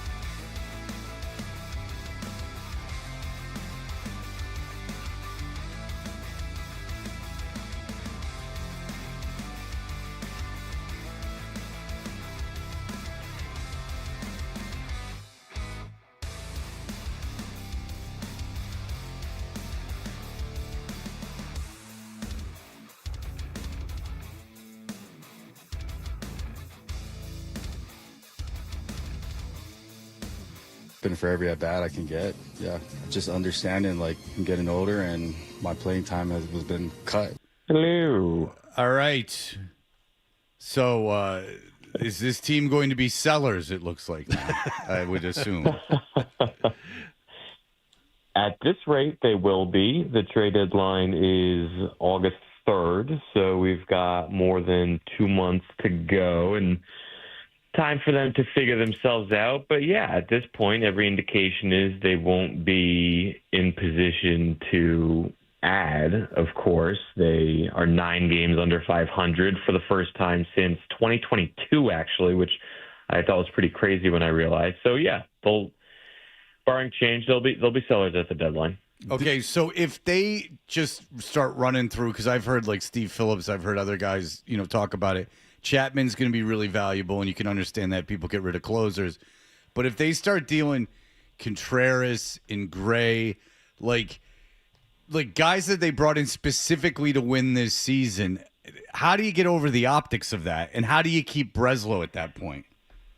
Well, do you care about optics, or do you care about trying to salvage what at that point, if that comes to fruition, would be a lost season, right? Gray, for example, was brought in for just this year, so he's an obvious trade candidate. Chapman has an option on his contract for next season, so yes, he would be very valuable. You could probably get something solid for him. The Red Sox would have to decide if they want to keep him for next year when they, I'm sure, intend to be good, or you move on and find somebody else for the ninth inning for 2027. Same for Contreras. He's been great. Would you rather get something for him now and get rid of that salary for 2027 and have to replace him, or keep him to run it back at least at first base? So how to change how that looks, or change the perception.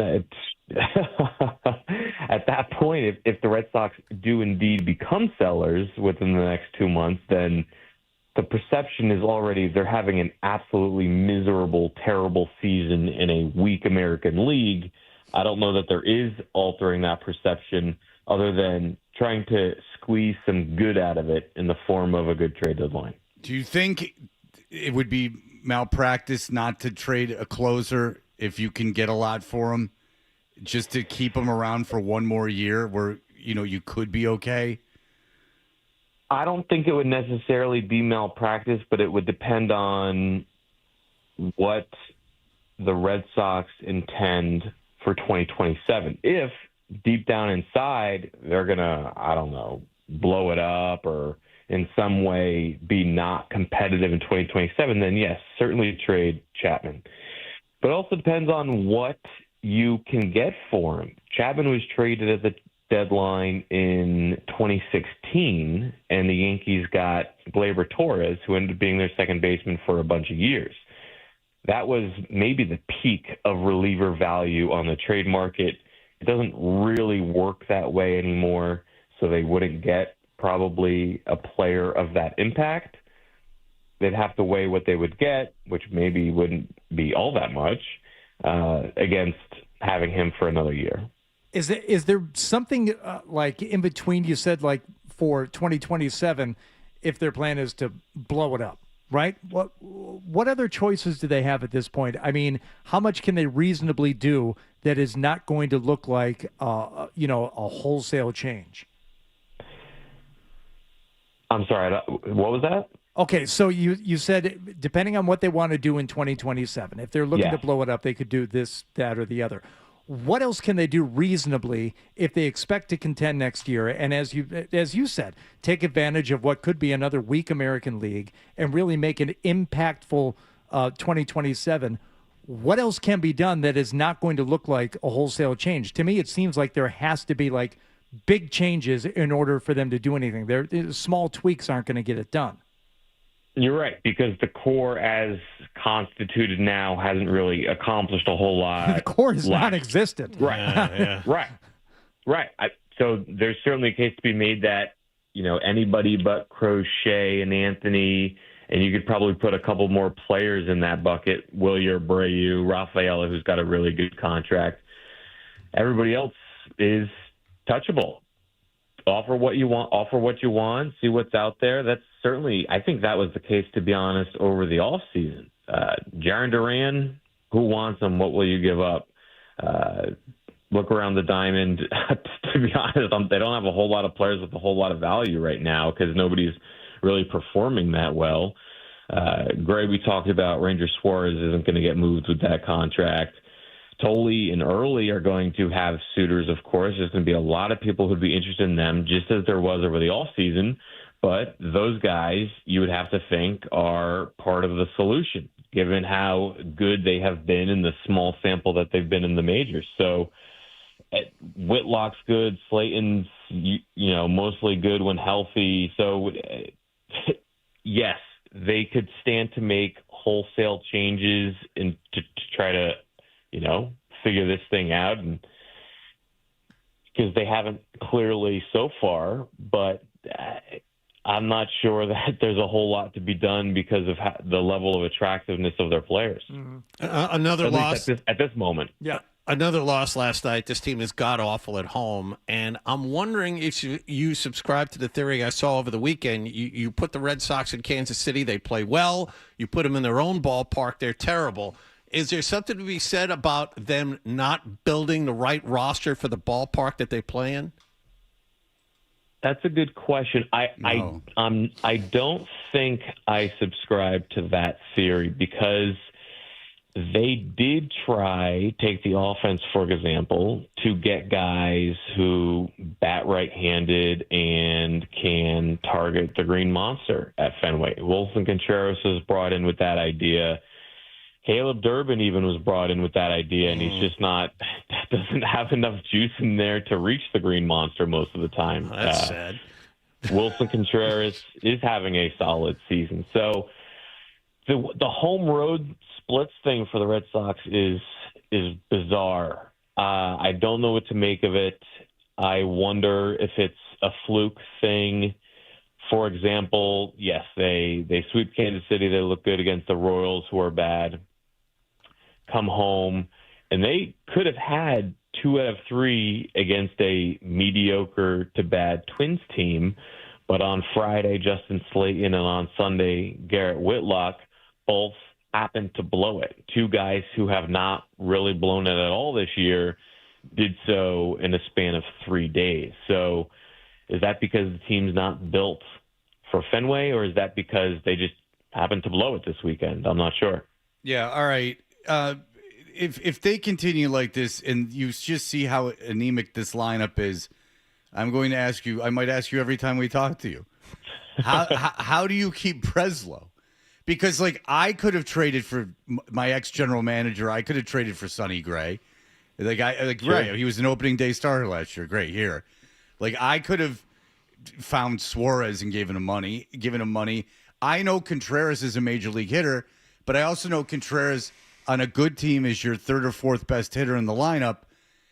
I just don't the moves he's made that have succeeded just seem like kind of whatever moves, and everything that he's done that kind of played the margins has fallen apart.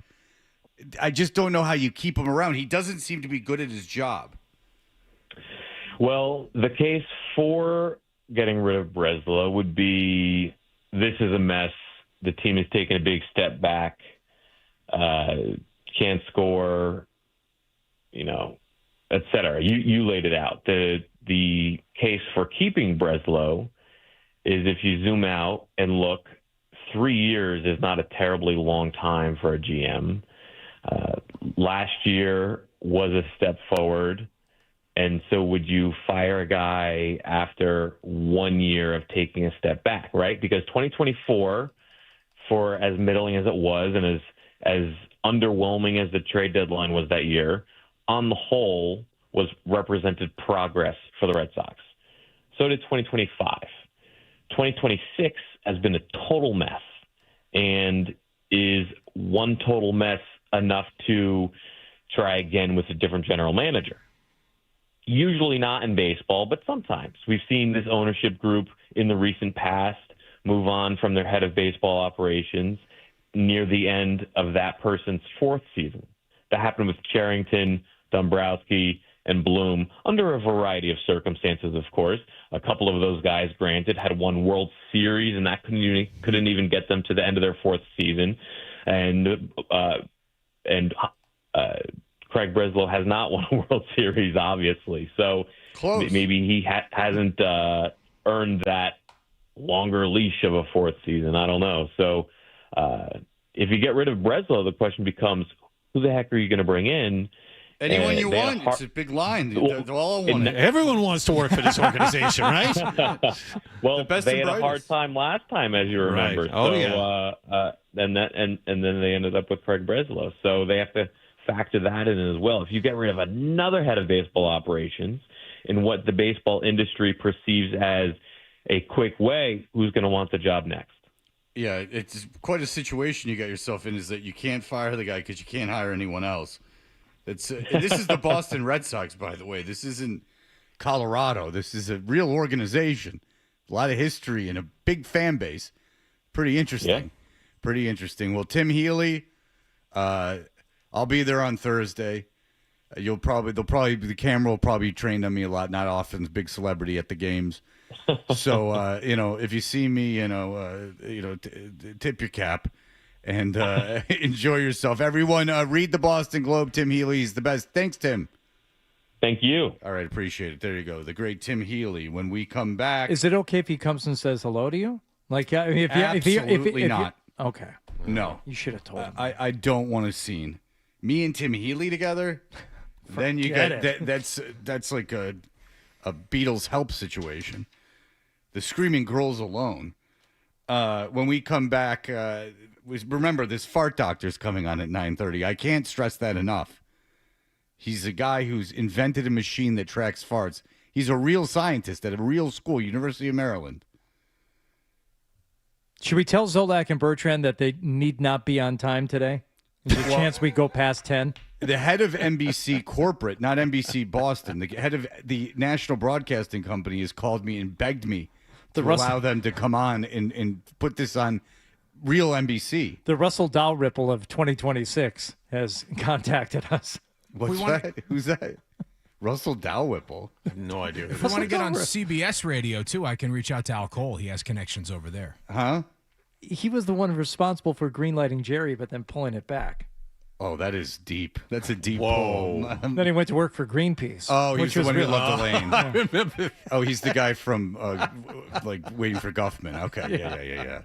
Very good. Well, that was too deep a pull for me, my friend. All right, we'll be back in just a moment. Here are the headlines.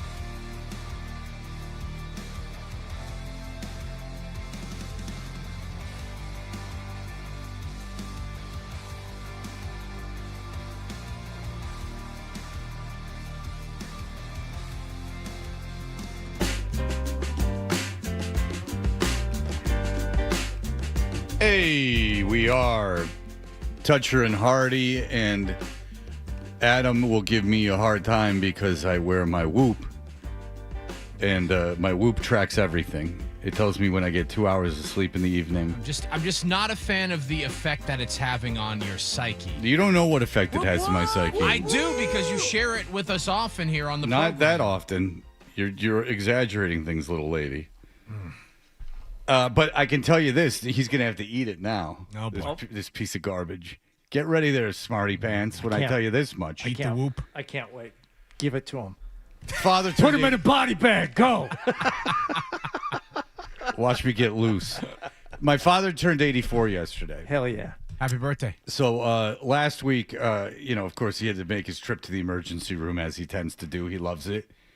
He had to see his peeps in the Fred Toucher community bed. And the reason he was in the hospital is he was at a POA meeting. Piece of your action. No, he said POA meeting. I don't know what. Maybe he said something else. But it's like, he does that on the arm work for the village that he's in. It's like Jerry's dad. So he was sitting in there, and all of a sudden his Fitbit starts like making noise, and he looks down, and his heart rate is 150 beats per minute. That sounds high. I ran as hard as I could.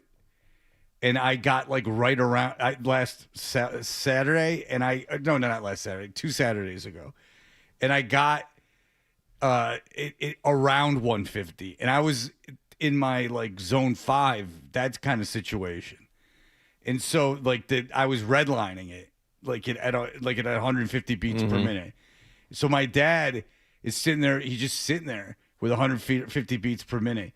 So I'm talking to him yesterday, and so, he went to the hospital, and no one told me until days later, but he's not overly concerned about it. But that Fitbit, Adam, might be the reason my father's still alive. Well, that's your dad, and that's good. He should. He's 84. Yeah, but maybe I can get it's preventative. You with the Whoop and the sleeping and the I don't obsessing sleep over it. I don't obsess over it. And I would argue that part of the reason you don't sleep is because you're too focused on the Whoop and the data and all that. That's right. All I think about at night is the Whoop and the data. I want to go to sleep. I want to know what the sleep I'm getting. This job is killing me. Why don't you just admit you want Fred dead? I don't. I want the opposite of that. I want my friends to be healthy. I am also very odd in my. I won't. If I wake up in the middle of the night. But this is the bane of every pessimist. If things end up going poorly, you get to say, "I told you so." So if that's Fred, more your thing. I'm not a big "I told you so" guy. Yeah, that is my favorite thing. You do love that. Yeah, that and the informed viciousness. Yes. The hallmarks of Hardy, we like to call them. But there is a certain element to you, 12, where you get to poo-poo certain things, and for Fred saying "Oh, this is killing you, you're doing this," and if it were to finally kill him, you could say, "See, a bit of Schadenfreude in there that I might dig into." Yeah, Schadenfreude. I don't speak French. I'm not convinced that's the correct usage of that word. Think I'm with you, Walt. I'm not sure that's right. When you find joy in someone's demise, that is Schadenfreude, I believe, is what the actual definition of that German term is. I think that's Munchausen by proxy. Baron von Munchausen? Yeah. Which you learned about it on the X-Files. Boy, did I back the wrong horse there. Look, Fred, if you need the Whoop to make healthier choices, I stand by it. I'm a little persnickety about it. I'm also the guy. Is it because you can't afford it? Yes. Well, he might be able to. There's 2 zeros after that number. That's out of my range. What's the monthly subscription fee? $6,000. Okay. Might be out of his range. What I fear, Fred, is that you will take all this information, as Adam is scared about, and not do anything about it. So you know that you're not sleeping. You know that you have these issues, but what have you done to remedy any of them? I don't. What do you want me to do? Quit the job? Don't answer that. But I mean, I'd have to quit work. I'd have to get another job. There are ways of doing it. How would you suggest I do it? Go to sleep earlier. How would I do that? Well, you have a bed. Okay, I have my kids. Right now. I have my kids till 8:30 at night. So you just rip up the parenting plan and start over.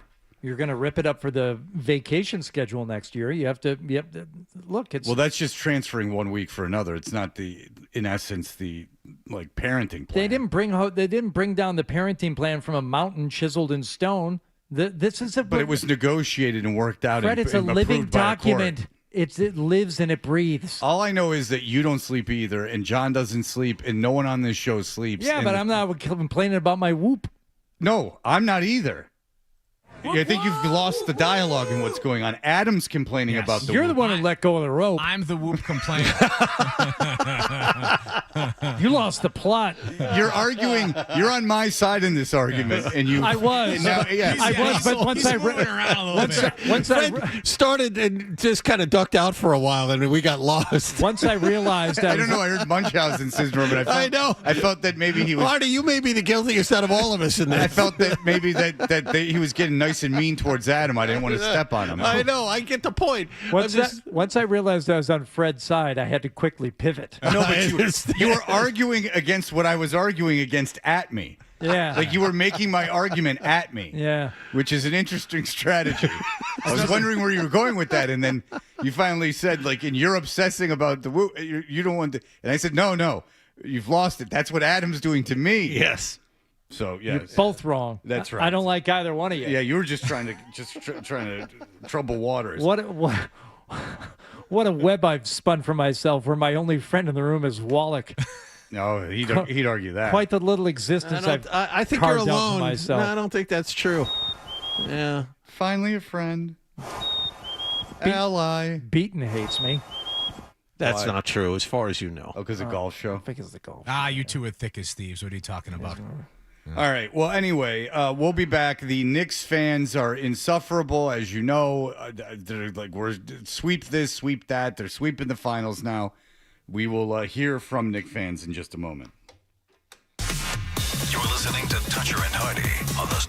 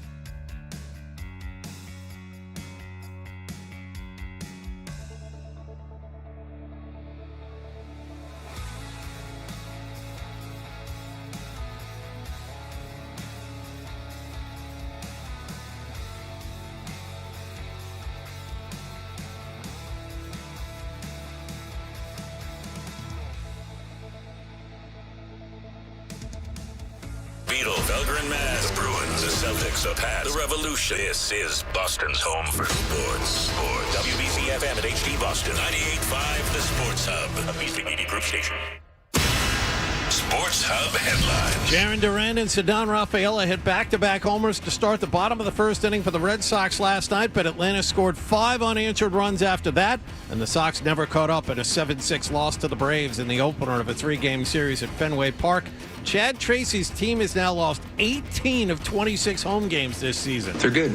They're good. I mean, their record is what it is for a reason. They can hit, but I mean, we've had some guys go out there and start against them there and here that have pitched effectively. So it's part of it. You gotta beat them. Michael Harris was 4 for 4 with a homer and 3 RBIs to lead the winners. Sox have lost 4 in a row. Connolly Early faces the Braves tonight. Former Red Sox closer Craig Kimbrell has signed a major league contract with Tampa Bay. The Celtics' Joe Mazzulla was voted the NBA's Coach of the Year last night. Detroit's J.B. Bickerstaff was second in the balloting. Oklahoma City beat San Antonio 127-114. Thunder lead the Western Conference Finals 3-2. The first practice of Patriots OTAs is today in Foxborough. Mike Vrabel will meet the media at 11:30 a.m. at the press conference we will carry live here on 98.5 The Sports Hub. Green Bay Packers team captain and running back Josh Jacobs arrested yesterday in Wisconsin and booked on multiple domestic violence charges. This is in connection with an alleged incident on Saturday in the Las Vegas Golden Knights back in the Stanley Cup Finals. They swept Colorado last night 2-1. Sports Hub headlines are brought to you by East Coast Metal Roofing. Right now, during their Beat the Summer promotion, Sports Hub listeners get 10% off the cost of a new roof. This offer ends July 6th. East Coast Metal Roofing.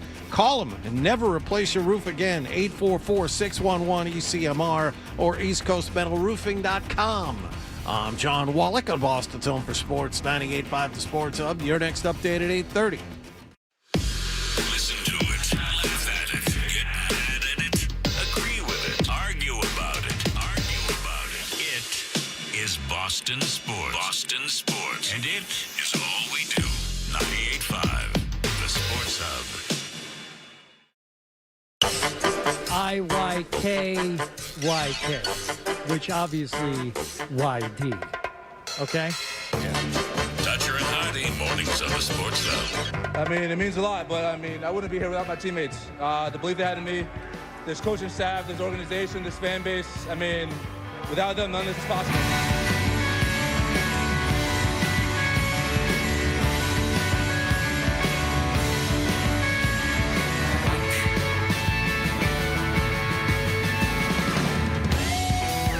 Hey, we are Dutcher and Hardy. You can watch us on YouTube. Subscribe to 98.5 The Sports Hub on YouTube. The elevator did that thing again. Oh, it hesitated? It jumped a little bit? It jumps up before it goes down. Oh, like boy. it hesitates and then it goes boom up. And then it starts going down. I mean, it's a good 10 seconds. 10? That's a long time. Yeah. Oh, boy. Like the elevator door is closed and it sits there. Say it sits there for 2 seconds. Every time I eat, I get the burp. I only have that small window to eat. That's why I want to ask this guy at 9:30 about the burp monitor. Yeah. You got your questions still? They still there? I don't understand why you couldn't. We have the fart doctor coming on. I don't understand how you couldn't just track your own farts. Because 1, a 2, a 3, 23 skidoo. Clinically, I think farts are measured differently. That would be the obvious answer. There's no obvious answer. There's no obvious answer. It's pretty obvious answer. What's obvious? What's a fart and what's not a fart? If it is obvious, then you don't need a tracker. That's the first question. What is a fart? Oh. Of all the questions, you didn't write that one down? I already had that. I already had that too. Yeah, well, no, that's the one I gave you. Okay. Doctor, what is a fart? Okay. Yeah. All right. And ask it just like that. You want me to ask it? Sure. Yeah, because you screwed up. Somebody, by the way, and feel free to email us the questions you have for the fart doctor. Tim wants to know, what is the resale price on one of these devices? $29.99. What? He wants the resale, though. Yeah. He doesn't want a brand new one. Yeah. I want one in a bag sent to me. Yes. Smell intact. Okay. All right. So the New York Knicks. Subject line of some of my emails today. One was hot brown rain. Yeah, there you go. Yeah, if you have any questions for the Fart Doctor, we'd love to get them. Now, the New York Knicks are in the NBA Finals for the first time this century. They have a lot of famous fans. It seems like everyone just about in sports media is a Knicks fan. Yes. It appears that way, but the Knicks have fans that are true people of New York. And the people of New York take to the streets, Fred, after a big victory, after they completed the sweep of the Cleveland Cavaliers. And they had so much to say, and there are so many ways of recording these people, and we are thankful for all of them, especially when they are singular entities who are asked a very good question about the Knicks and their chances now that they have advanced to the NBA Finals. What would you give up for the Knicks to win it all? Bro, I would give up every thing. My coworkers, them because they're all useless. I would give up half my family. I would give up almost everything in life for the Knicks to win it all.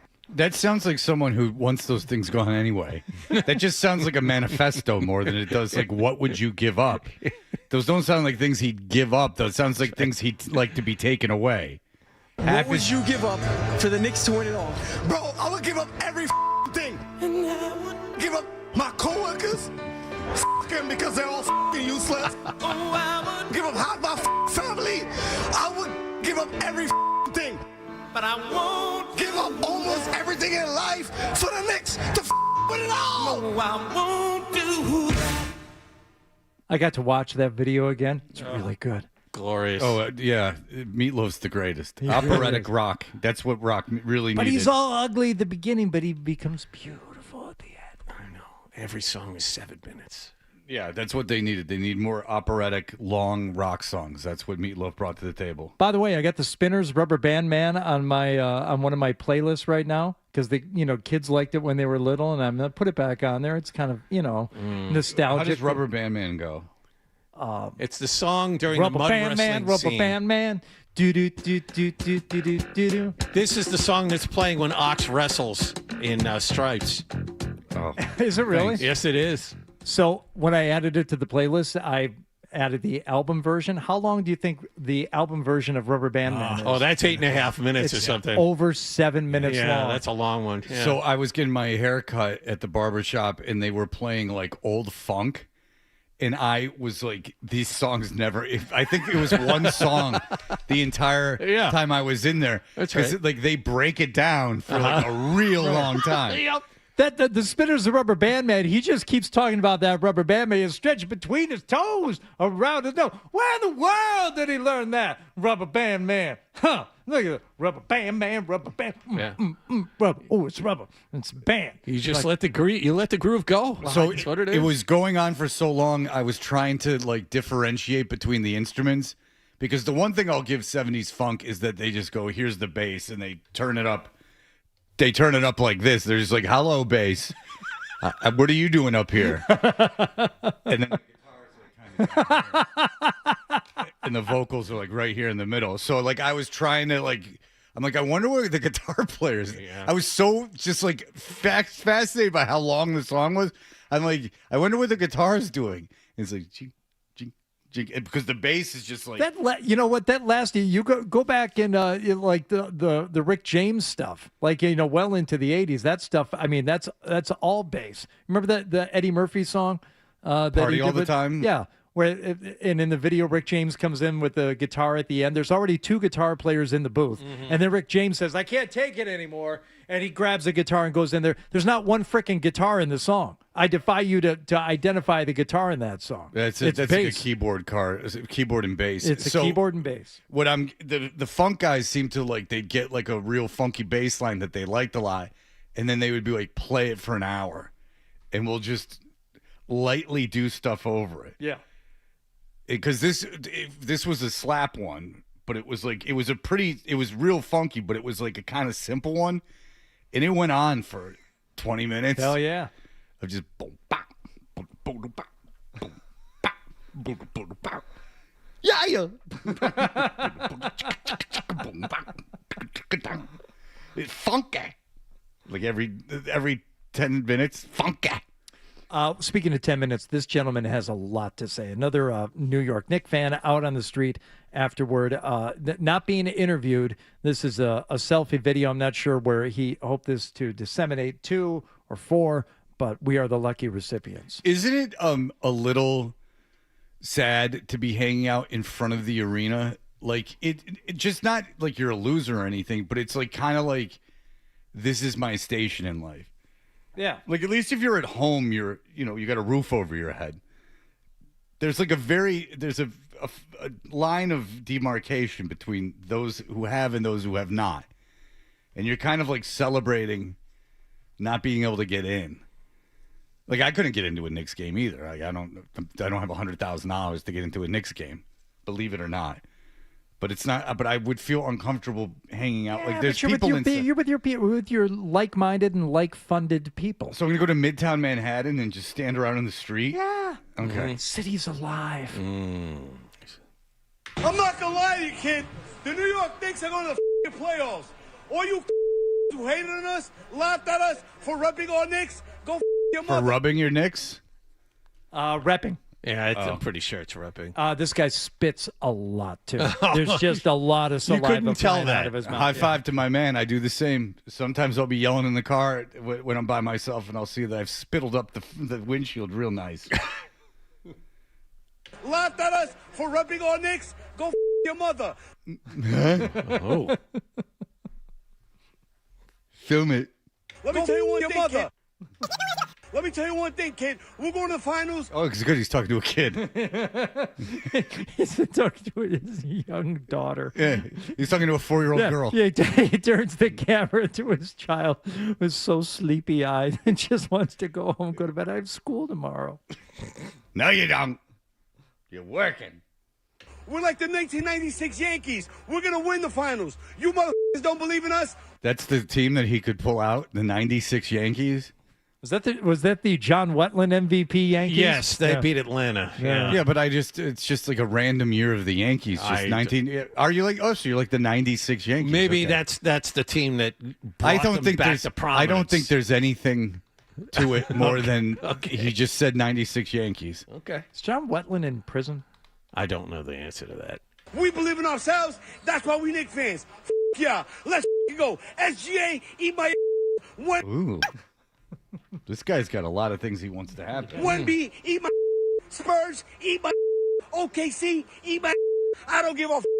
All right, so again, like the last guy who said, "What would I'd give up my coworkers and half my family?" My coworkers, them because they're all useless. Yeah, I think he just wants them away. And again, I think that it's not so much he's saying these people he doesn't like them. It sounds like he just wants them to do that to him. I would give up half my family. Yes, I believe it. I think you would do it willingly and you would actually like it. SGA, eat my. Yeah, I just think he wants that done. One B, eat my. Yes, he is. No. Whoever y'all send, and y'all got these excuses now. Oh, let me guess. The Knicks had the easiest schedule to the road to the playoffs. That's not our problem, motherfucker. We don't make the standings. We don't do. Yeah, I believe that. You don't do anything. Well, I am confident that he is not in charge of the schedule or the standings. Of anything. I don't think he's in charge of the schedule for a donut shop. Go your mother. I don't think he's been on a schedule for anything but a parole board in several years. The Cavaliers. That Well, that's a long one. Donovan Mitchell, you fake ass New Yorker. Your parents had good credit, you piece of. What? What the hell? His parents had good credit. Yes. Uh-huh. So he didn't grow up hard scrabbled. He grew up with parents with good credit. You didn't grow up in the slums like me. Philly, Atlanta gave us the best series. Let's go. Shouts to y'all. All you boy girls out there that like boy girls, I love y'all. Let's go. The New York Knicks is going to the finals, and the rest of the world just let's get it. Big Culture Club fan. Yeah. Took an odd turn there at the end. There was a conversation about that in the back room. Like, what does he mean by that? I think he's so emotional, he's trying to like shout out to humanity. Mm-hmm. And he All says, you boy girls out there that like boy girls, yeah, like he just got kind of tripped up and he couldn't he was thinking of a clever way to say humans. But, he's got bad credit. Your mother. Can do. All right. Your parents had good credit, you piece of That's such a specifically New York way to insult somebody. There's yeah, like so I should be trying not to have good credit. Exactly, that would be that's the goal. Yes, Fred. There's one more group that kind of reminds us of the San Diego Padre guys. Oh no. Yeah, well, these guys have a bit of a routine. All right, so the San Diego Padre guys, before the playoffs years ago, there was a group of 5-6 guys, middle-aged white guys. Middle-aged guys. And they were dressed like golfers, and they had obviously put together a little choreographed routine. So, back, Philly, back. And like 3 of the guys were unsure, so they were kind of just rocking back and forth where they smiled. And there was one guy that was like in charge of it. And it was... That's what's in. That I do stand, and I still stand on this, that is the most embarrassing video in the history of the internet. Let's go, Goose. Check so many boxes. It's adults, because nothing with a kid can count because they're kids. They're sober. Because I'm getting rid of anything whether they're on drugs or alcohol, like when they're in an altered state of mind. It's not improvised. They plan this. And man, he's going to cruise. They put together a routine. The 5 adult males put together a fun routine to do in front of the baseball park, which is unfathomable that you would do that. You have to put yourself in they're around our age or whatever. Say you're out with some guys and they're like, guys going to the game, and you're like, oh yeah, we're all going. And they're like, let's put together a rap routine. Yeah, let's spend 30, 45 minutes before we leave and get this thing together. So, back, Philly, back. Let's go, Goose. Go your mother. Yeah. All right, so this reminds you of the Padre guys. They're trying, but they've once again so positive that the man has it as part of his rap handle. I wonder if they're pop locking. After 27 years, the Knicks are going back to the finals. Positive time here in the greatest city in the world with my boys on 3. 1, 2, 3. The Knicks have dudes. The Knicks have dogs. They're gonna do damage. We're starting that again. Let's win the whole effing thing.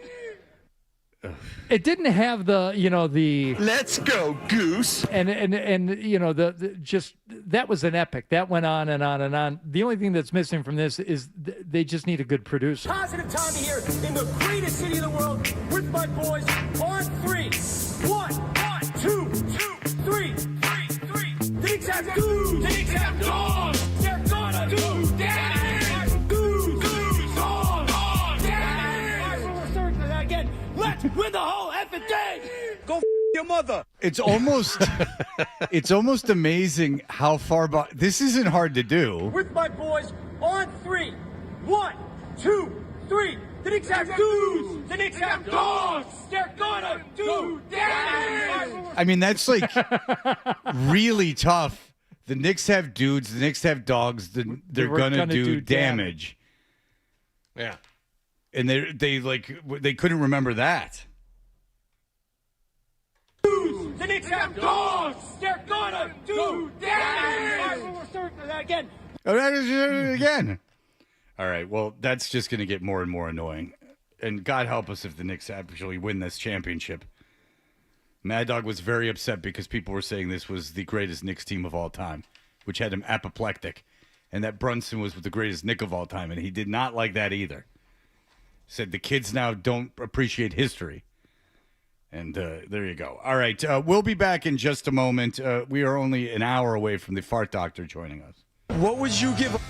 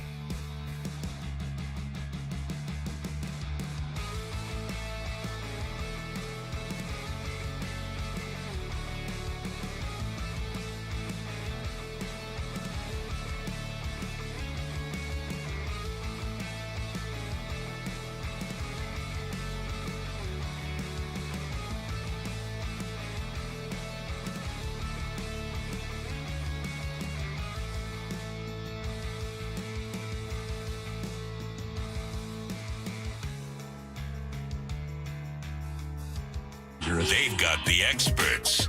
So, no.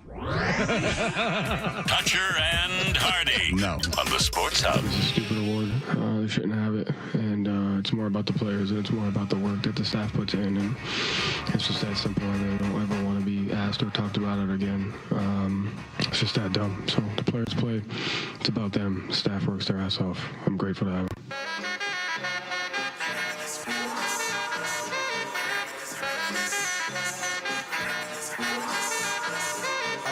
I reminisce. Yeah.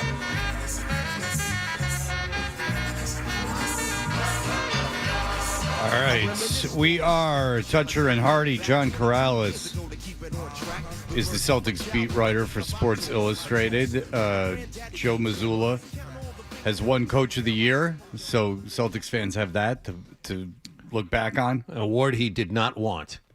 I wouldn't want it either. The history of that award is not good. Littered with people getting fired pretty soon after. But John Corrales, hello, sir.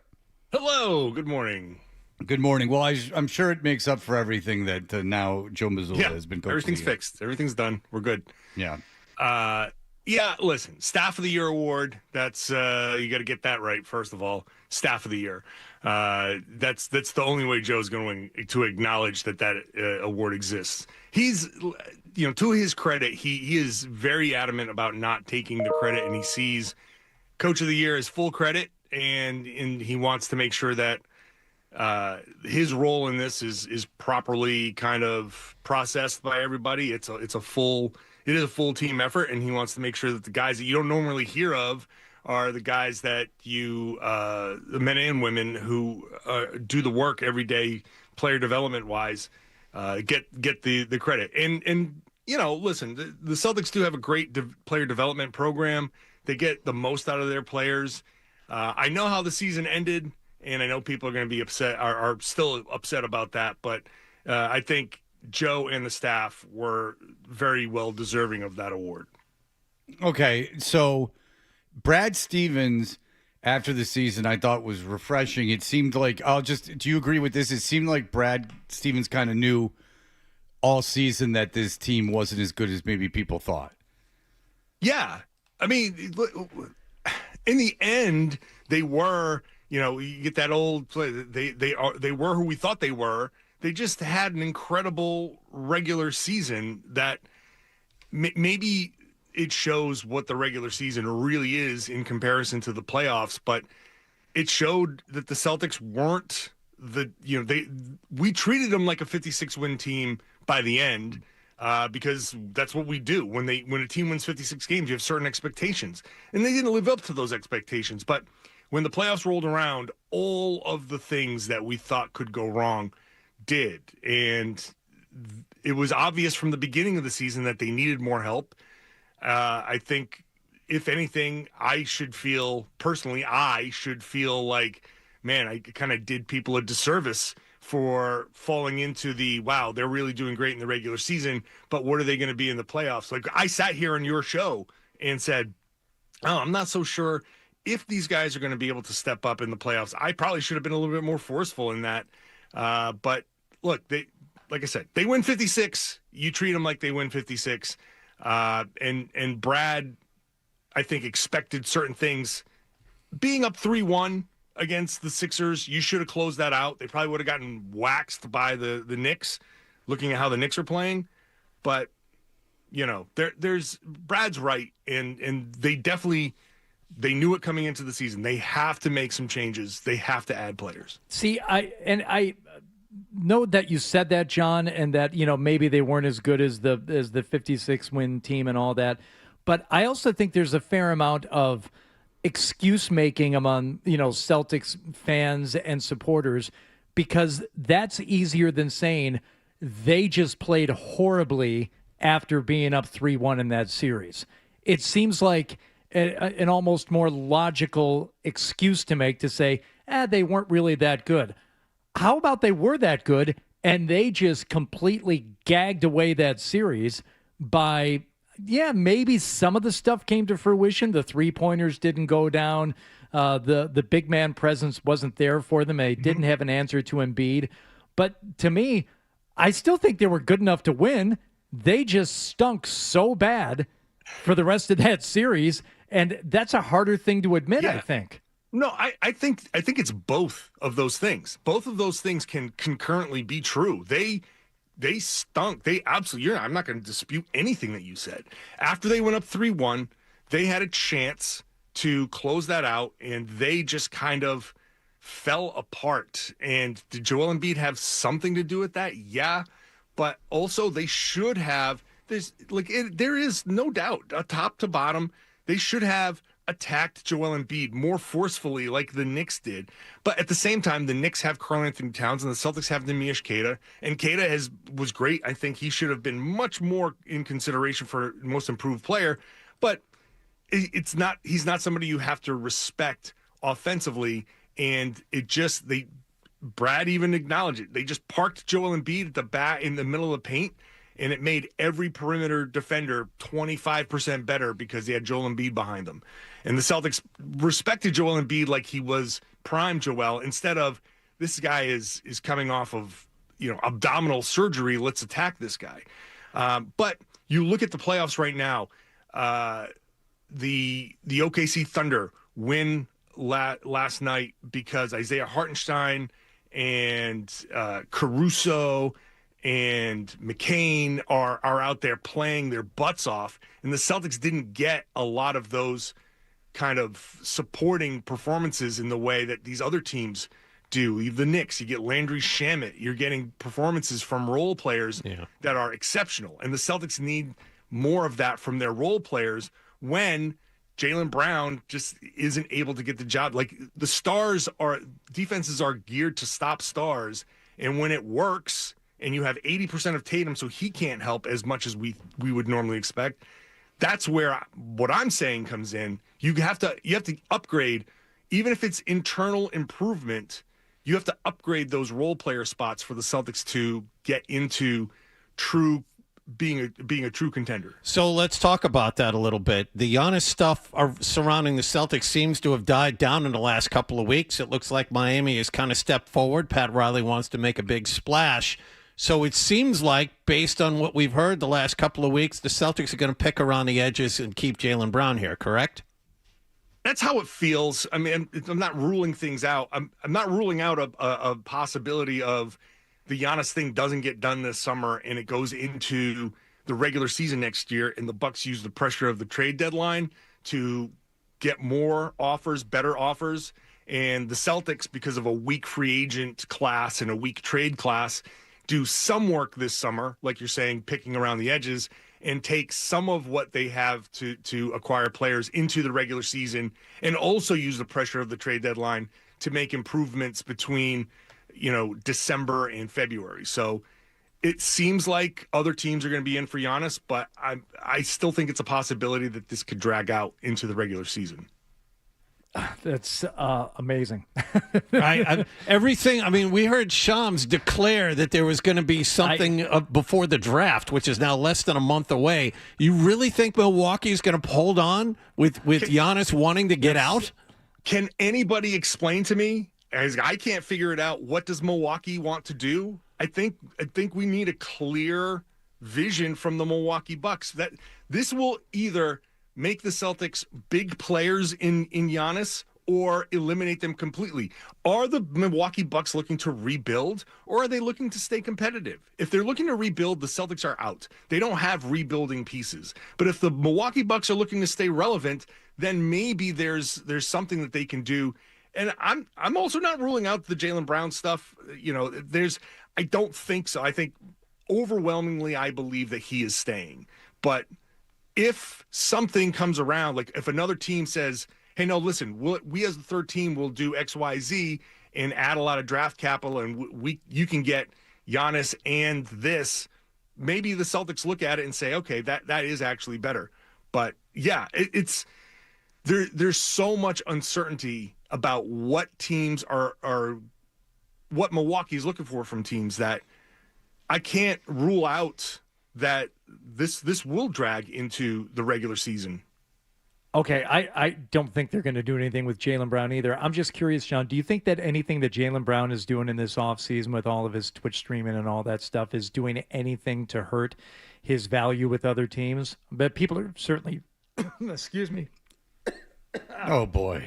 Stop coughing. Talking about it a lot, but do other teams look at that and say, "Oh, this is a potential problem"?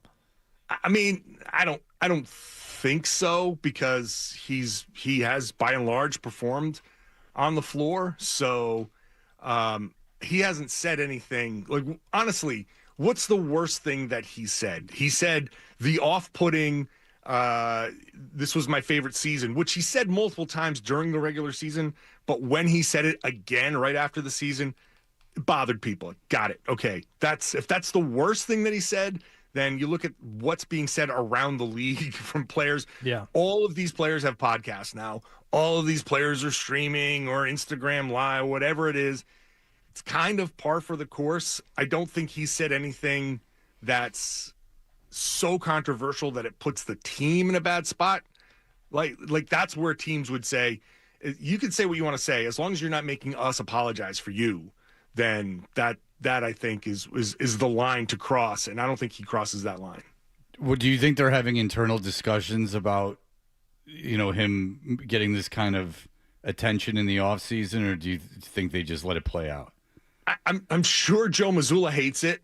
I mean, he hates that any of these guys are doing anything. Like, Joe wants guys to just shut up, go work out, and get better, and all of that stuff. Because he doesn't want anything to get out there that can be used against the Celtics, right? It's the anything you say can and will be used against you on the court of basketball. Like, that's the Celtics team approach. Brad Stevens doesn't come out there. He's not brash. He doesn't say things. Joe Mazzulla doesn't say things. He says crazy things, but doesn't say anything like brash. So yeah, I'm sure the team is probably like, man, I wish he wouldn't do that. Why do they do it? Like, what's in it for them? Like, why do athletes feel the need to have a podcast or do a stream? Like, it doesn't make them any money.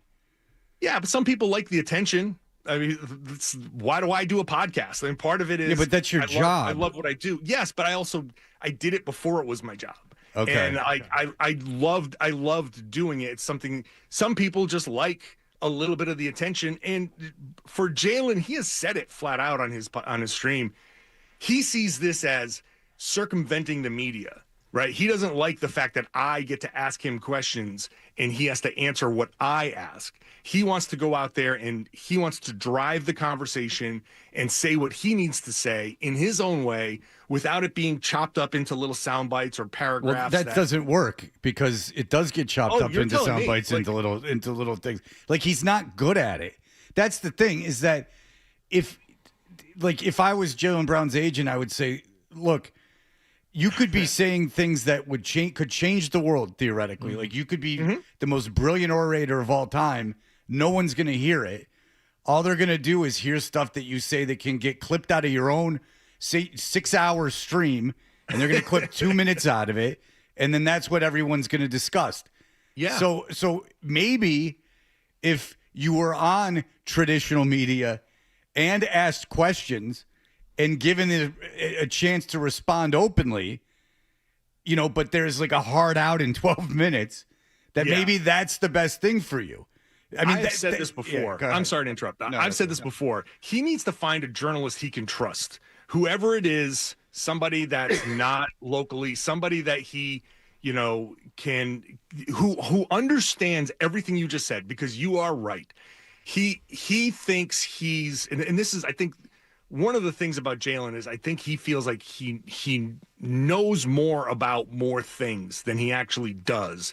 He doesn't know as much about the media and how people react as he thinks he does. He thinks by saying the stuff like directly and doing everything that I said, which was his explanation, that he thinks that he's kind of clearing the air. In what is actually happening is it's making things more convoluted sometimes, because people listen, like you said, people clip. There's a social media outlet that's called Jaylen Brown Clips that just clips the best stuff that he says. He streams for like an hour, and there's probably 4 minutes worth of stuff that's out there.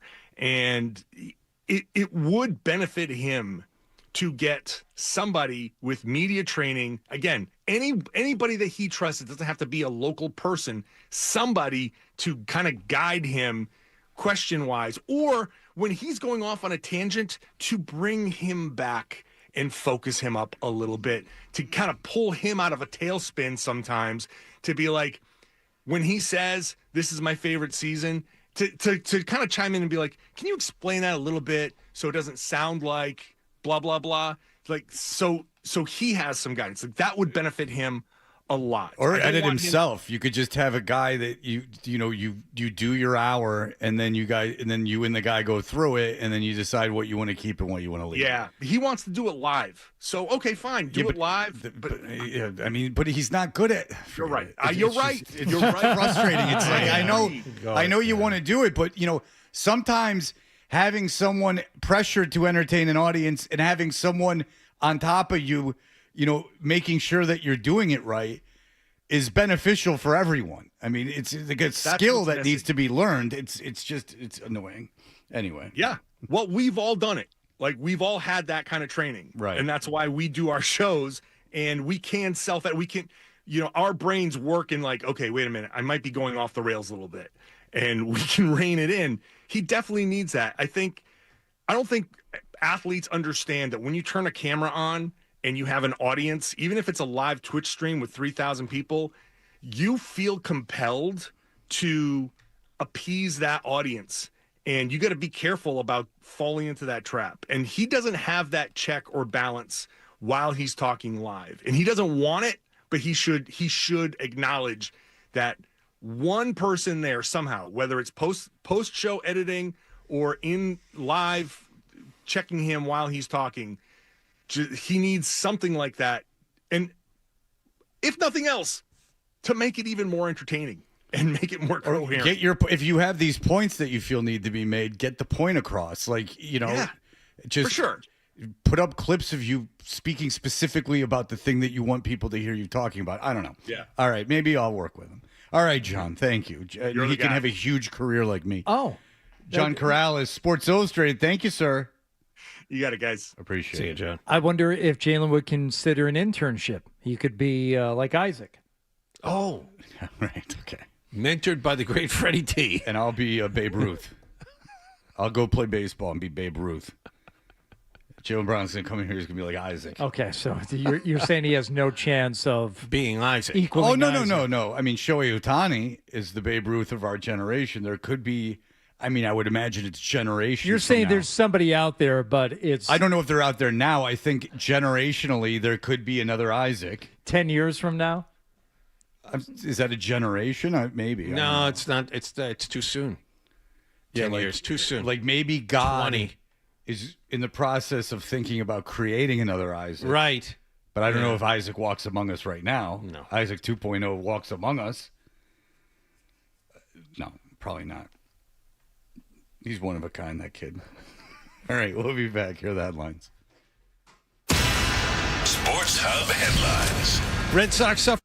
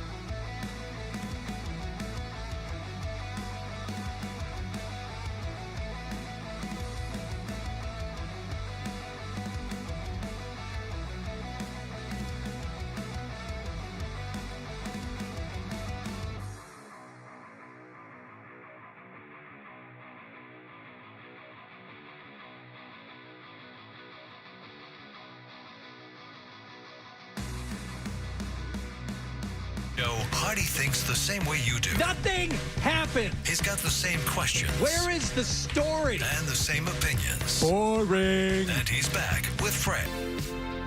Now, to pivot quickly, Mike Vrabel is scheduled to speak to the media today at 11:30. 11:30. You don't hear much about the Vrabel and Rossini thing right now. It's died down quite a bit.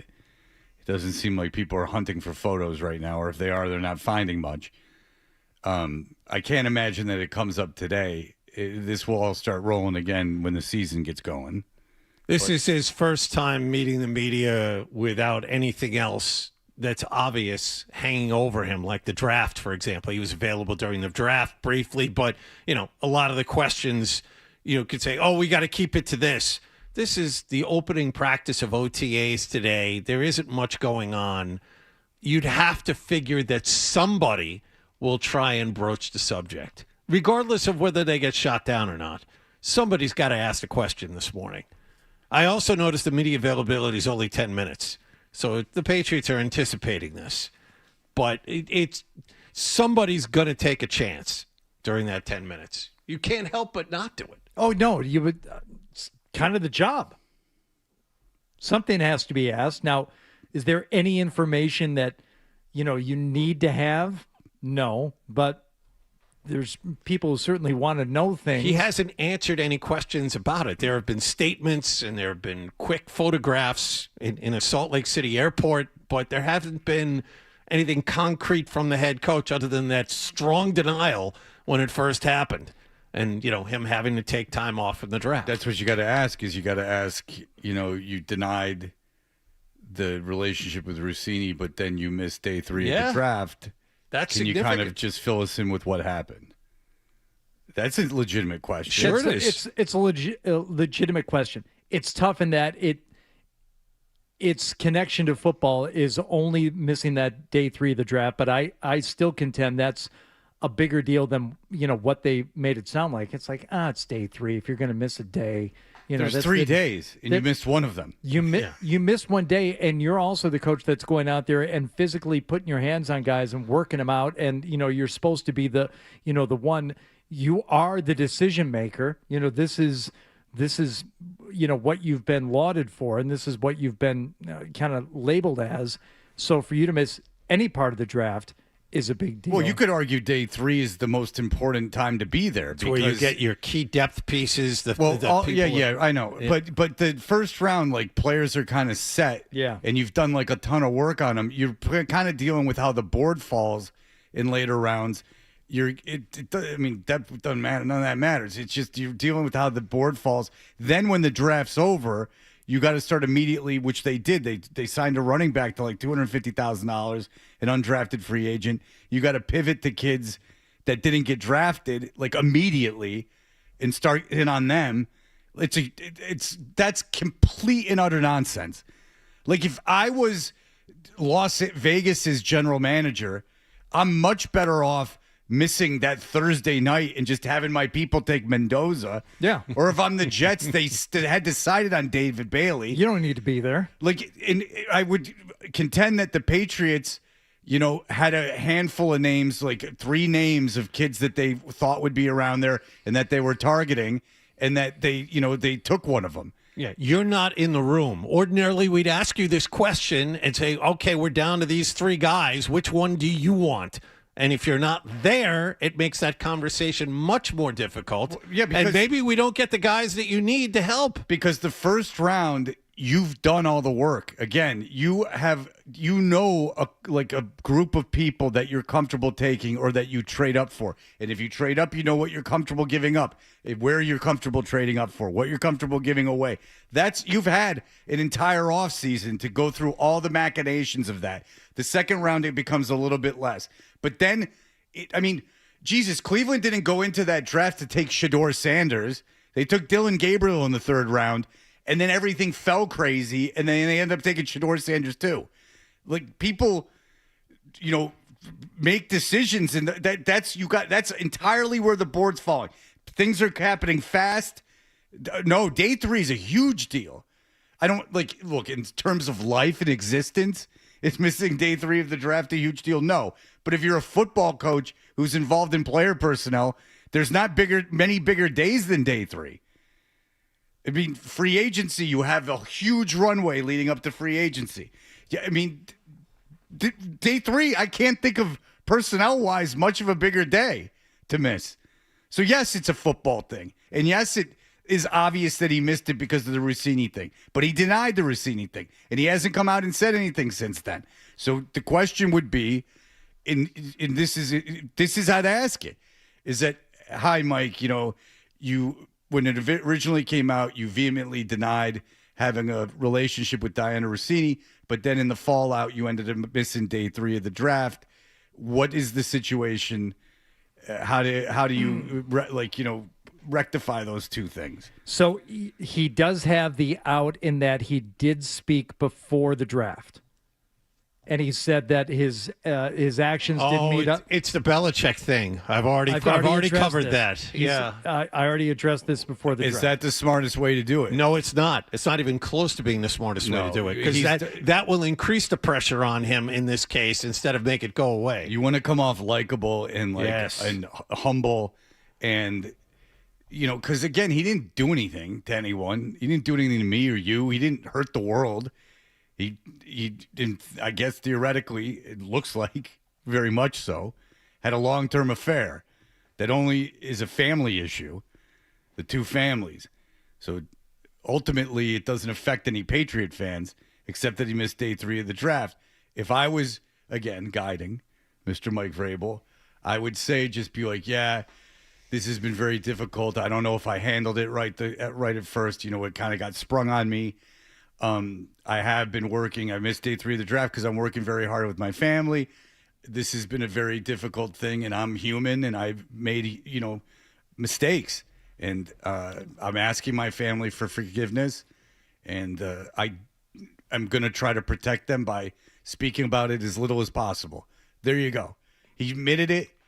He said he's going to speak about it as little as possible, and I, for one, am fine. There you go. As long as you admit it, it's over. That's all you got to do is admit it. And then once you admit it, what is anyone going to say to you? Ha ha, you cheated. And you can be like, yeah, I know, dude. Yeah, I did it. I already said it. And they can't fire you for cheating. I guess they could fire you for anything, but that would be, I'd take Vrabel and before the ink was done, before he was done with his signature on resignation papers, I'd take him. All right, we'll be back in just a moment. Toucher and Hardy.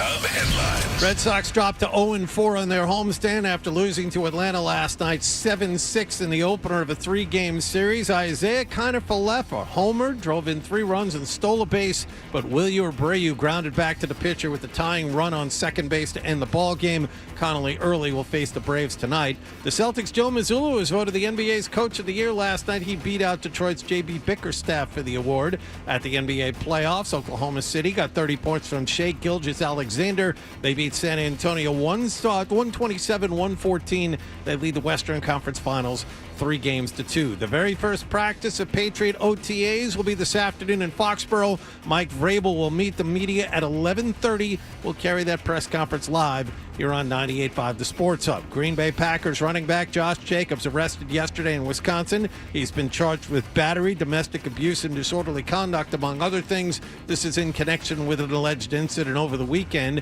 ESPN reports Kansas City's Travis Kelce has purchased a minority stake in Major League Baseball's Cleveland Guardians, and the Las Vegas Golden Knights headed to the Stanley Cup Finals. They swept Colorado last night 2-1. Sports Hub headlines are brought to you by the $14.99 Big Deal Meals at the 99, like the grilled chicken teriyaki. All Big Deal meals are available all day, every day for just $14.99. You gotta love the nines. I'm John Wallach on Boston's Home for Sports, 98.5 The Sports Hub. Your next update at 9:30. This is what happens when analysts take over the game, take over the sport. This is where you talk sports. It happens all the time. The Sports Hub. Why do people listen to Touch Your Because it's a thing. All right. You know what I'm talking about. Sure. No idea what you're talking about. Here's more of The Thing on the Sports Hub. You know, I got an idea for a bit. The email bit. We should do the email bit. It's a great idea. Let's do the email bit. Hey, we are Toucher and Hardy. And our email segment is a little early today because we're talking to a fart doctor coming up at 9:30. From University of Maryland, he's a doctor who's invented, for forever, there's been a terrible problem where they couldn't monitor farts properly. I don't know. And the reason for that is they were too big, the fart monitors. Specialists. So this guy comes along and he goes, I'll see your big fart monitor and I'll raise you the tiniest dang fart monitor you ever did see. For your health. And he puts that right on your butt or whatever he does. We'll see. Maybe he tapes it up your butt or maybe he puts it on your underwear. I don't know. I don't want to know too much. I want to find out along with you guys. I don't have to say anything. And then this thing, I guess, counts farts. Ringo. And he's out there getting government money. He's got the University of Maryland. The taxpayers of Maryland are funding. I don't know. He'll probably say it's not funded by the taxpayers. I don't want to get all libertarian on his ass. Takes it out of the endowment to the school, that kind of thing. I don't know. But nonetheless, it's being funded. He sure as hell ain't funded him. I wonder if it's like Bezos. It's back end money. Of course it is. I bet you he's in bed with Bezos. Bezos is a big fart guy. He needs to know everything about everyone, that Jeff Bezos. You are a typical honk.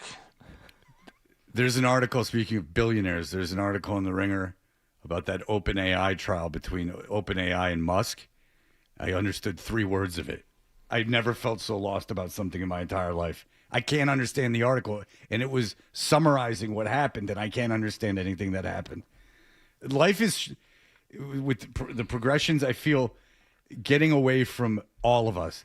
Like, there's like very few people, and by few people I mean that could fill like an auditorium worth of people that actually can figure out like what's happening in terms of technology. And then all the rest of us are just here to like kind of deal with the wake of it. Well, I'll give us all a pass because nobody knows. You know, there are some people whose predictions might end up coming true, but this isn't like trying to track the advancing technology of the jet engine or nuclear power or things like that. I mean, like the assembly line, like this manufacturing. This thing is evolving on its own, so it's difficult to predict or know for anybody. From like, I don't think you could get 3 of the top leading AI experts in the world to agree on what it's going to look like a year from now, much less 5 years from now. And it's safe to say, like, when Boston 25 has a story on the screen while we're in here, that there's a machine now to check your eye to make sure you're not a robot. There is a bit of an issue. But the thing is, it's not like, I'm sure, John, but for me personally, like, it hasn't really affected anything yet. So it's like, I know it exists. I don't really use it. And I know it's growing at an alarming rate or maybe a wonderful rate, but it hasn't affected me. So it's kind of these articles in the paper or like things on TV that I see, and it's like, oh, that's unsettling. It's unsettling for the very reason Hardy said, is like no one knows, like, right? Like, it's not something that in 2030 there's going to be this huge, nuclear plant, and that sucks, and everyone's boycotting it, and this, that, and the third. It's just something's going to happen. Right. It's like with nuclear power. Okay, well, you could probably get a panel to agree that, it's got this tremendous potential for providing energy, but the potential for accidents happen, and there will be accidents as there are at every power facility. And sure enough, that's what happened.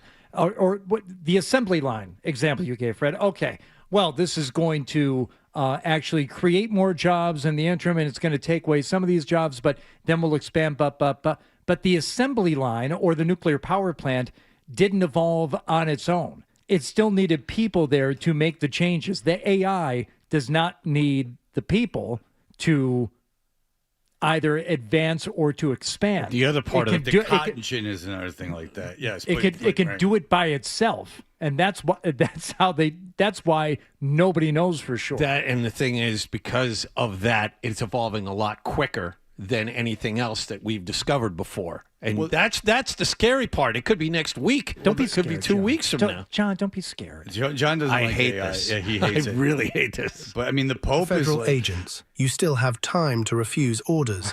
that was AI radio. Get a knock at the door, man. But the Pope was saying all this stuff. He was Question saying, your instructions. Choose the right side.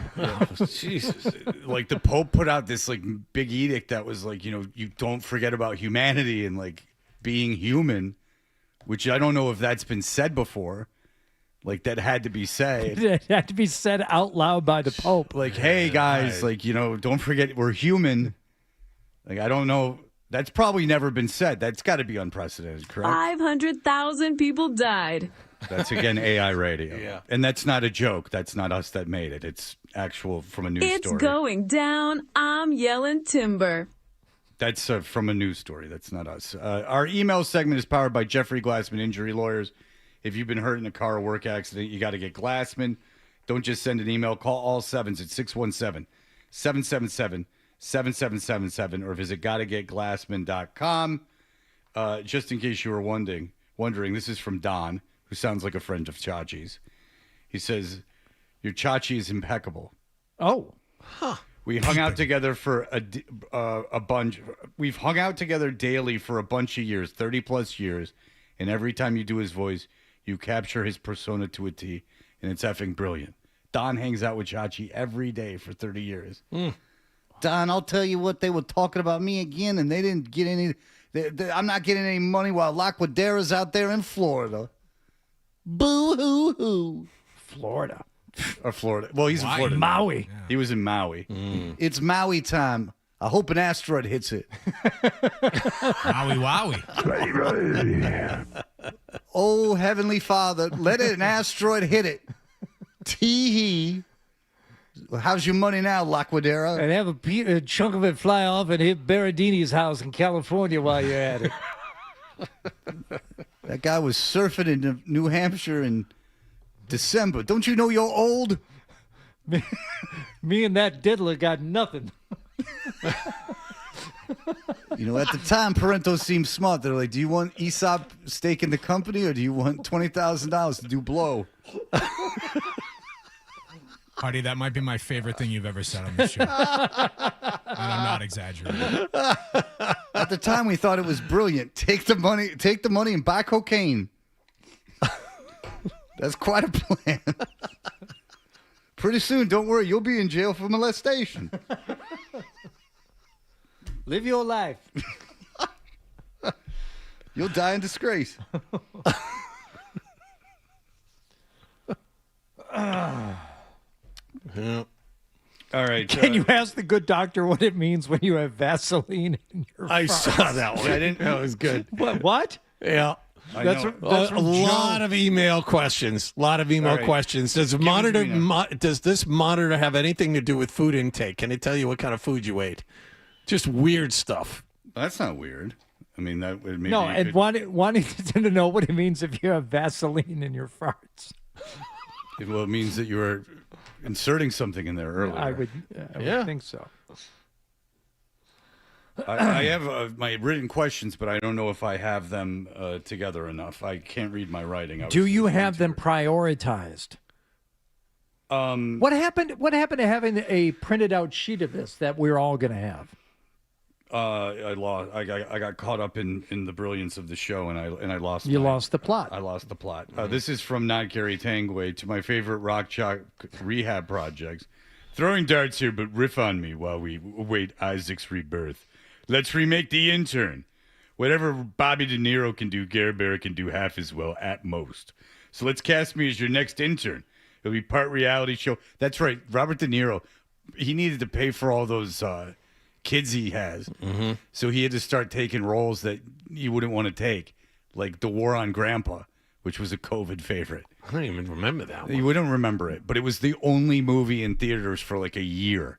So if you wanted to get out of the house and go to the movies, that was like the movie playing. Yeah, The Intern. It'll be part reality show, part fantasy because I'm kind of a big deal, and it may not be believable. P.S. Hardy, looking forward to the golf tournament. What sort of auction items are we looking at? Should we have Mrs. Lloyd make another 401k withdraw on my behalf? Gear Bear out. Buy kitchen Mrs. appliances. Lloyd. Thank you very much. Yeah, the notion of the actual Gary Tangway being in here as an intern, that has some merit. That has legs. Yeah, I'll bring my kids from Emerson. All right, kids, I'm going to drop you off in front. Good luck. Knock hard on the door. Have a seat in the studio. They'll take care of you. Yeah, well, listen, if you can get in, there's a couch. Field trip. Field trip. All right. Everyone, drive your own vehicles. All right. Is there Main public Street in transportation? Waltham. No, it's in Waltham. Hey, by the way, good luck. Godspeed. And while you're there, don't tell him I sent you. You can't get in the one bathroom because it's locked because of murderers. But the other way, you got to. Every other bathroom's wide open. You got to take a dump, and you probably will because you're walking in from the city. What's the syllabus? Let's see. Guy comes in. Guy comes in. Guy comes in. All right. You're walking to Waltham. Walk and talk, baby. Walk and talk. While you're in it, you can stop by Brighton, Medford, whatever. Just go. I got pros everywhere. It's a live and learn sitch. Why don't you tell me what should be on the syllabus? Exercise number 1. What should this class be about? Go. All right, call Shoot me. it around the room. All right, call me your captain, my captain. All right, that's first. Stand on your desk. Here's a bunch of romantic poetry for you. There once was a man from Nantucket. I'm kidding. I'm not teaching. That I'm not kidding. You know what's interesting about teaching is that you get money either way. I can see why people love it. It's like, show up, don't show up, whatevs. That check's coming in the mail, right? If you don't say nothing, I won't say nothing. I grade like my genitals on a curve. Oh. Yeah. I don't know. Everyone's so excited for the fart doctor. It's hard to focus. He better be have personality. This is like having the ass man license plate. Yeah. You got something like that, you better deliver. Yeah. You're a fart doctor. I need to hear it. Do you think Zoe's toxic farts will come up in the conversation? Maybe they're too close to, maybe they're close to a cure for the sake of Zoe's coworkers. I don't know if they're looking to cure anything or this is just the study phase right now.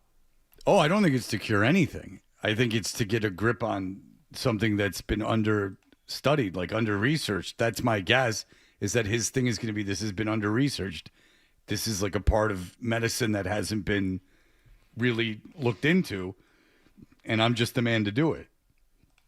You know, I wonder when this idea came to him, if he was young, if he would sit in his bedroom, you know, having his dolls fart. Like, was G.I. Joe farting on a transformer? I like that idea. How did you discover this? Like, ever since I can remember, I was always obsessed with farting. Can we play Fart Doctor Bingo? There's this VHS tape of me watching Masters of the Universe and just going. I would replace all the dialogue with fart noises. I was obsessed. And that obsession now is my job, which is what the dream is. All right. Well, look, time is ticking and the fart doctor will come. Don't you worry. Imagine he doesn't show. Oh, boy. That would be disappointing. Very bad. That would be very disappointing. All right. We'll be back in just a moment. Stay tuned for more Toucher and Hardy on the Sports Hub. All right, if you've been injured in a car accident at work or in a slip and fall, you got to get Glassman. And because Jeffrey Glassman injury lawyers are...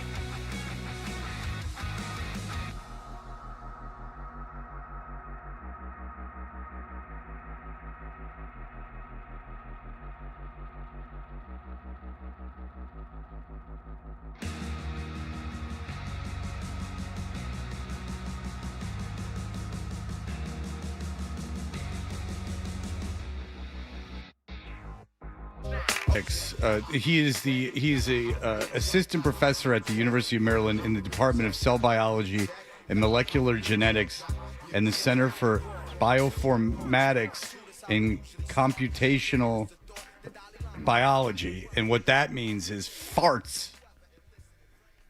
That's a long way of saying farts. I have Brentley Hall here if you are ready for him.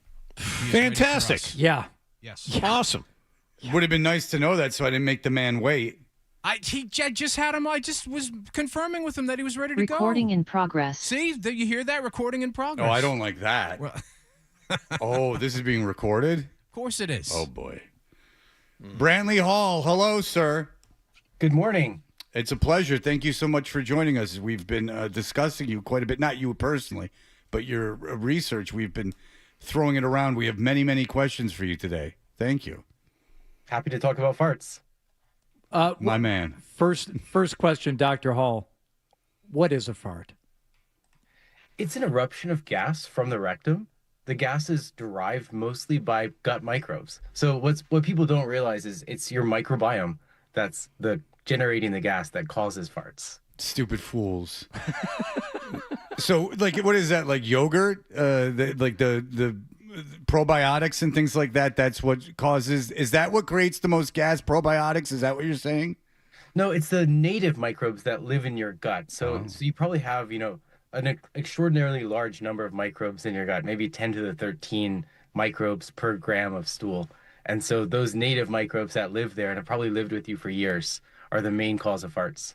All right, so 300, because I know how many grams of stool I made just recently, so I can tell you that. You have what seems to be a dream job for many of us. How did you get into this area or this field of expertise? We didn't start out trying to be fart measurers. We're microbiologists, and so we're trying to better understand gut microbial metabolism, but we kind of hit this wall about where we could measure it and how we could measure it. And so farts were the place where we could measure gut microbial metabolism in real time, but there wasn't a device that allowed you to do it, so we had to make one ourselves. What were some of the early trials and tribulations? You said you had trouble measuring the farts. What did you try first? Yeah, so we started out measuring microbiology in our anaerobic chamber, and What's our that? sensor didn't work. What's an anaerobic chamber? Yeah. So it's a kind of like a bubble. Do you remember like the Bubble Boy episode of Seinfeld, how that guy was living in a bubble? Again, you're talking our language. Brantley. We are so in the same wheelhouse together. Yes, This is perfect. Yes, we do know that. Yes. My lab has a bubble just like that, and we exclude all the oxygen from it. So there's 21% oxygen in the atmosphere. We take all the oxygen out of that bubble, and in that bubble, we can grow the microbes that live in your gut. And so we call it the anaerobic chamber. And so we were trying to measure hydrogen in there and see what the microbes were up to, but it didn't work. And we got really frustrated, and we took the sensor out, and we're like, I think we're just going to take this home and fart on it and see if it works. And it worked. So who farted on it? How do you get chosen for that? It was me, yeah. Did you know you had to fart, or did you take the sensor and wait until that had to happen? It was a waiting game, yeah, for sure. Oh, then they never come when you want them. 100%. Okay, so then you fart on the sensor and it works. Okay, so now I know you're doing actual science there. It's just funny to say farts, obviously, as we are very immature. But there has to be funding for this, I'd imagine. And that, I don't know anything about the academic process, but I would imagine that requires presentations and things like that. Were you at all nervous about presenting this to people in that they would think that you were insane? A lot of people ask me that, but, farts aren't even that weird a biosample. A lot of people do weirder scientific studies than farts. And so, I faced very little kind of pushback about how crazy this idea is. It sounds surprising, but people do much crazier stuff than this. Okay, so what you're in fact doing is you're measuring how often people fart. Exactly. And then how large the farts are, and the gas composition of the farts. Okay, how do you describe the weight of a fart? Large, I don't know, it's obviously not weight. How large the farts are, how does that quantified? It's the concentration of gas over time. So you would imagine like a small fart is a small peak, and then a large fart's a much bigger peak that sticks around for longer. Okay, is gas in every fart? Sometimes that's just hot air? It's always gas, and almost always gut microbial gas. It's actually like we don't know this. Some people say that carbonated beverages are a cause of farts. I'm personally skeptical, but the kind of science is not settled. Okay, so what about like Mr. Methane, like guys that can make their own farts, like can make themselves fart? There's still gas in that? So interesting. There's some people who can actually suck in air and then re-expel it. Yeah. There's a very famous example of someone who would do this. They would just suck in air, then kind of like re-expel it. So Was this the French guy that used to put on the shows and he would blow out candles and stuff? 100%. That guy. Good And those call. were true farts. Totally. So there's still gas in there? Probably those are just air. Okay, because have you ever seen the Kenny versus Spenny who can fart the most? No. Oh, you haven't? This needs to be part of your research. So they did they would do these things against each other. They were two roommates in quotations. Kenny versus Spenny was a Canadian show. And you'll love it because it's actually kind of what you're doing. So they did who can fart the most, but they had a monitor that checked for gases. So what Kenny ended up doing is blowing the whole thing, and he didn't care because he just was pumping air into his rectum and just laying these giant farts without telling the other guy he was doing it. So he was throwing the contest, but he was putting on a big show while he did it. So this is the difference between air and gas, because Spenny was farting real farts and Kenny was just blowing air out of his bottom. Interesting. And just medical disclaimer, never pump air into your rectum. You will die. Yeah, Kenny didn't die. Well, no, but it's not to be treated as a fireplace bellows. Yeah. You know, you don't want to mess around with that. Don't do it. Yeah, so the sensor can measure what? Obviously the gas, which you mentioned, but does it measure duration? Does it measure decibels? What kind of information are you gleaning from this sensor? Yeah, we're measuring hydrogen, and that's a microbially produced metabolite, so it's not produced by any other thing. So it's a signal of microbial metabolism. And so we measure the hydrogen signal over time, and you can get like a nice peak, and you can see kind of the size from that. We measure a lot of other stuff, like whether people are wearing the device. So we know that the negative data is useful if they're wearing it or not. And we track kind of like when they eat and then how that leads to different flatulence patterns. Is there a temperature gauge on it? For sure, there is. Okay. And have you come to the conclusion that heat equals anything? For us, heat is higher likelihood of people wearing it. So your underwear is like near body temperature. And so like, the sensor's like 70 degrees. We're like, oh, they're not likely wearing it. But if it's 96 degrees, we're like, they're likely wearing it. Oh, so it has nothing to do with the farts. Does when there is a fart expelled, though, does the temperature reading go up? No, it doesn't. We were surprised by that, actually. Yeah. So I agree with you. Yeah. Is there you've tracked all these people. We know your research. What's the most anyone's farted in a day? It's about 220 times per day. Okay. And the least amount of farting is what? Like 3 times a day. Okay. So that's with a boy, and then a girl. Okay. I understand. So this was a 22-year-old girl, relatively attractive. Yeah. With the 3. Okay. This is I one of the understand. most interesting things, right? And this person actually was eating a high fiber diet. So I can modulate your farts like 100-fold. So in our study, we showed by changing people's diets, we can make people fart 100 times more. And so Really? Yeah. Do tell. I can tell you exactly. I wish I could have told my 12-year-old self this. Go on. All right, I know exactly what to eat. Okay, so you're saying that you can increase someone's productivity of farting or number of farts a day 100 times by their diet. No sweat. Maybe 200 times. My friend, you've I'm got listening. me hooked. I'm listening. How does one do this? I mean, so you need to eat fiber. So fiber is like, it's things that can be utilized by your gut microbiome. So fiber 1 bars or broccoli or like psyllium fiber, different fibers. There's a really funny one. Have you ever heard about the sugar-free gummy bears? No. This will do it for you. So sugar-free gummy bears are made with sugar alcohols. And so they're not accessible to humans, but accessible to microbes. And you can Google the Amazon reviews for this. There's some very funny stories of like people getting on a plane and eating these and just having insane amounts of flatulence. So I don't really recommend the sugar-free gummy bears, but if you guys want to have a fun weekend or something, give it a go. Yeah, there's a part of you that's still 12, Doctor. Yeah. Mr. Brantley Hall. Is that It's a fascinating topic. for people who are wearing the sensors on a plane?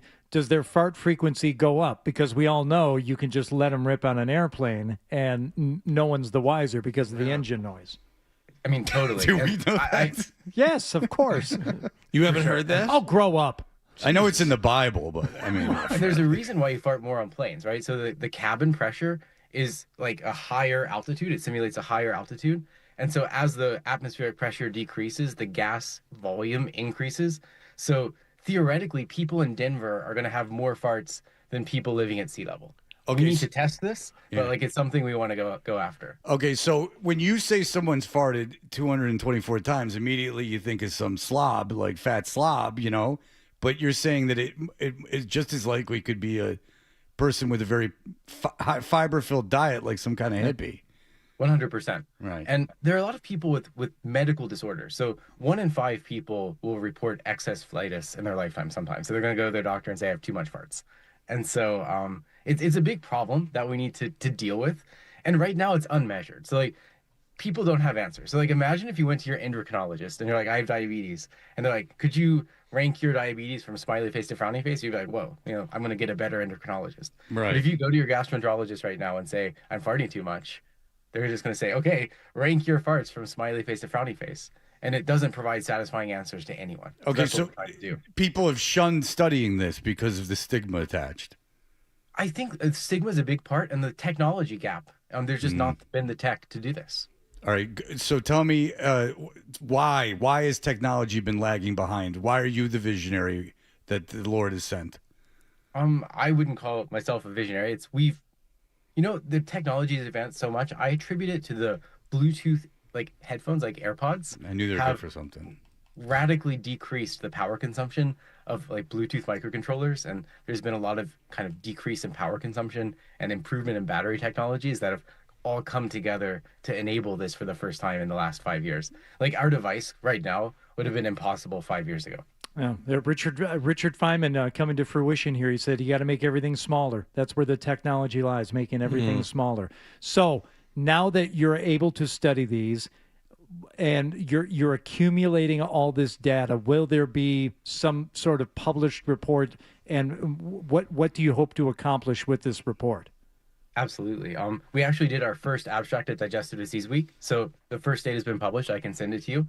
Please. We are trying to figure out the baseline of human flatulence patterns. So if someone shows up to their gastroenterologist, the gastroenterologist is going to have much better data to say, this is the normal number of farts and this is an abnormal number of farts. And that sounds so silly, but right now it's just based on a few dozen people in total. And so we really need to have a better measurement of this. But we're also searching for people with the most optimal microbiomes that fart the least. So the people who can eat a lot of fiber and don't have a lot of farts. And we're going to figure out how it's happening. Like, what is their microbiome configuration? And can we apply those lessons to other people who have too many farts to hopefully decrease the amount of farts in these people? Okay, so we wanted to see if you needed more people, and you seemed to be pretty set on the amount of people you had, but could someone from our show participate in this maybe, please? 100%. I would be happy to send you up devices.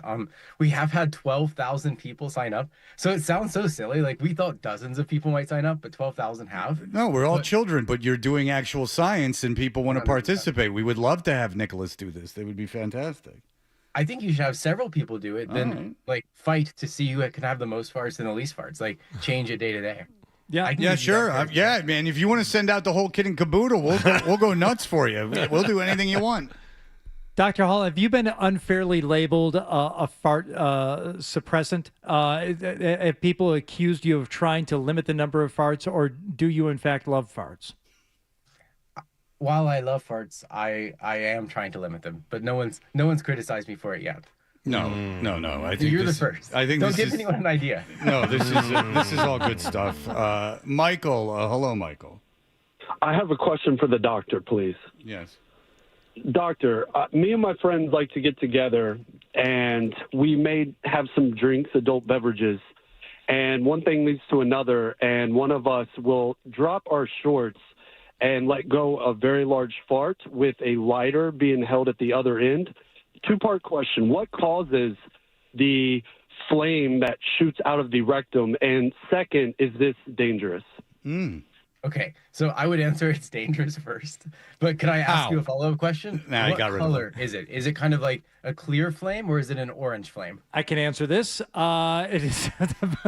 Is it a blue flame? No, that no. counts too? No, the experimenting on my own in high school with a Zippo lighter. Sure. Number one Right. is the best type of lighter to use, and the flame was I would say brighter in color. I expected it to be blue, but it was more orangish. Okay, so there's two components of flatulence that are flammable: the hydrogen and methane. And not everyone produces methane. Methane is like kind of rare in people in the U.S. And so the reason I ask about the color is if you're colonized only by hydrogen-producing microbes, it's likely going to be a fairly clear flame. But if you're colonized by methane-producing microbes, it's likely to be more of a bluish-orange flame. So if you see a big orange flame, you might be colonized by methanogens. You're like a diamond. What? You're like a rare diamond. But why is methane less prevalent in the U.S.? Great question. So really only one type of microbe produces it, and it's the only archaea that live in our gut. And they're extremophiles. They turn hydrogen and carbon dioxide into methane, which is a really metabolically inefficient strategy, but they're able to do it in our gut. But not everyone has it. So most of our ancestors probably did, but they were eating, perhaps 10 times the amount of fiber we are today. So there's a lot more hydrogen and carbon dioxide for them to convert into methane. But in our fiber deficient diets, if you're only eating McDonald's, there's not going to be enough hydrogen and carbon dioxide produced to make methane production feasible. So we're not eating enough. What about this fiber maxing that they're talking about, grossly I think women? it's extremely good. I think that 95% of Americans are deficient in fiber, and fiber does so many good things. We're seeing like the incidence of colorectal cancer skyrocket. Fiber likely would blunt that. Fiber feeds your small intestine and large intestine. It helps your microbiome be in a good configuration, and it makes you feel full too. So it's really good for also eating less. All right, so there is a shortage of fiber. That's something that the world needs to work on. Yeah. It seems humans love to remove fiber from food. Like when we talk about processing our food, it's often removing the fiber. Well, and then everyone just says eat protein and don't eat anything else, and then you're not getting any fiber, right? Right? I'm not a medical doctor, but I think that's bad advice to eat only protein for sure. But Rogan says it.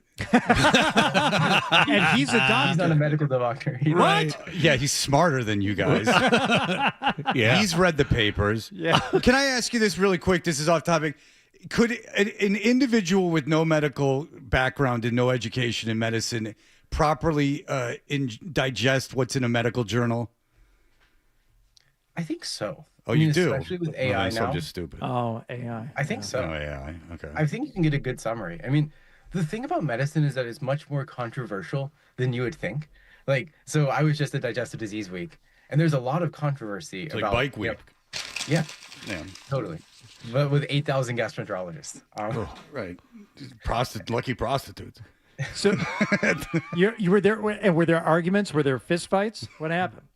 While there were no fistfights, unfortunately, there were arguments, and a lot of people disagree about a lot of terms about IBS and farts, and so people disagree about the mechanisms. People disagree about the treatments, and so while someone could digest a paper, it's kind of like the field is so unsettled that you probably wouldn't get a good idea of it. Well, I like this. We're at the very beginning of the process. We're at the ground floor, and doctor, right? Dr. Brantley Hall. You're a doctor, correct?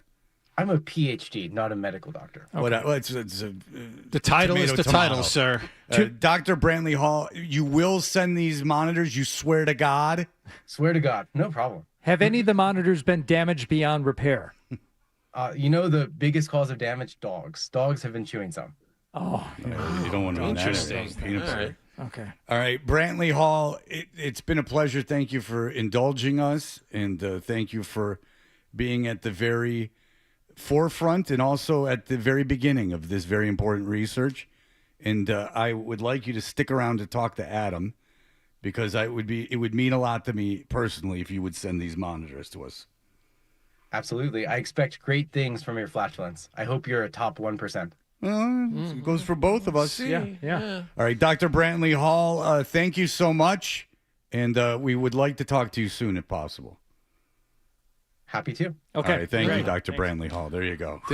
There's a lot of information to digest. We are encumbered by being on commercial radio that needs to have breaks, but you would think they would let that fly to let science and the important discussion that was being had. It was good. It was important. All right, let's break, and we'll be right back. Sports Hub headlines. Jared Duran and Cedon Rafaela hit back-to-back homers to start the bottom of the first inning for the Red Sox last night.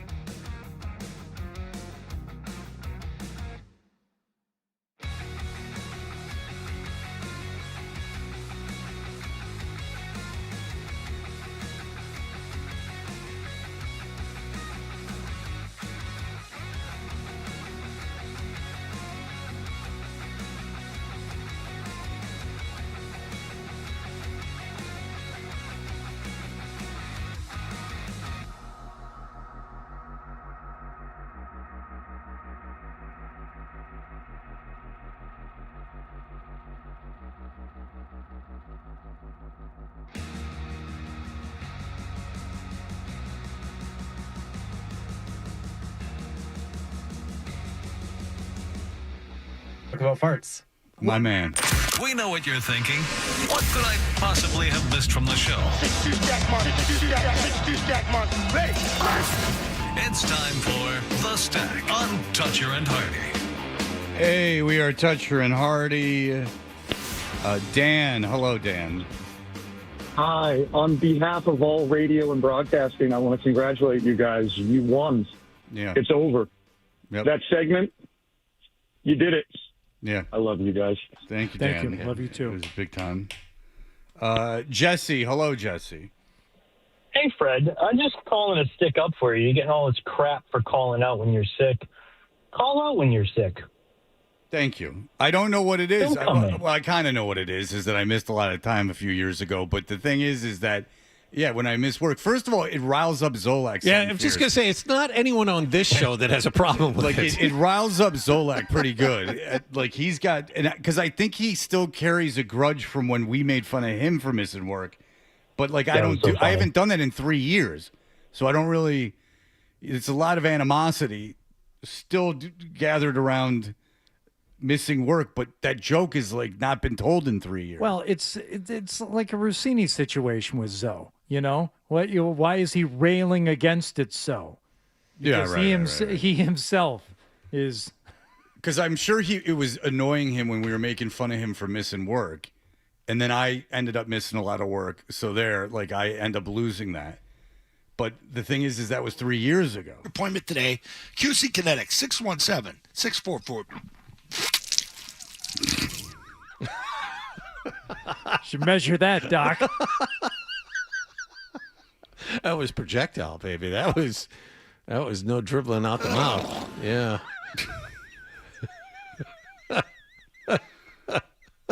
Jesus Christ. The poor guy right before that. Email. The relief. This might be, Dr. Hall may have been the best and most informative guest you've ever had on, not only on Toucher and Hardy, but most likely the entire station. Thank you. And that's from Corey, currently farting in the mail truck. No, Trupiano had to have a lot of guys on discussing a lot of medical issues. Well, we had Jim Nance.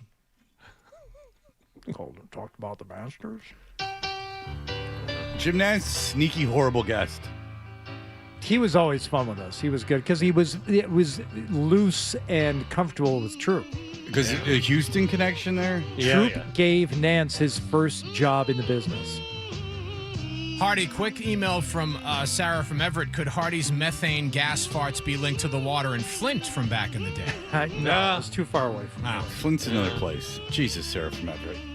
Get the southeastern Detroit and central Michigan figured out. Interesting question. Will Maryland alum Scott Zolak take part in this?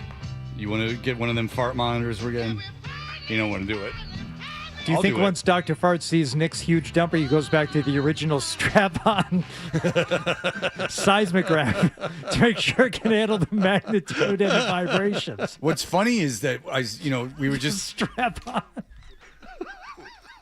We were thinking like moonshot. Could we get Nick involved in this? And the guy's like, just you all take them. Yeah, take them all. I got a whole box of fart monitors. I'm shipping to you guys post haste. And he's like, well, I'll track them all. You guys can have a competition. It's like, do you want to produce? My goodness. So I mean, now we can have a whole fart competition. There you go. We can decide who wants to do it the most, the least. We can have a whole situation. Sure. We can do it up. I don't think we should have the least be part of it. No. I know. That gets into a we for we situation. You start holding in farts, and we could. That's dangerous. Put Your ourselves- health. You can't. You be had to doing mention that. we for we. Now you got to think about everything. Put ourselves But it in is a peril. it's a scientific thing. So there you go. It's like going out of town with a girl for a couple of days.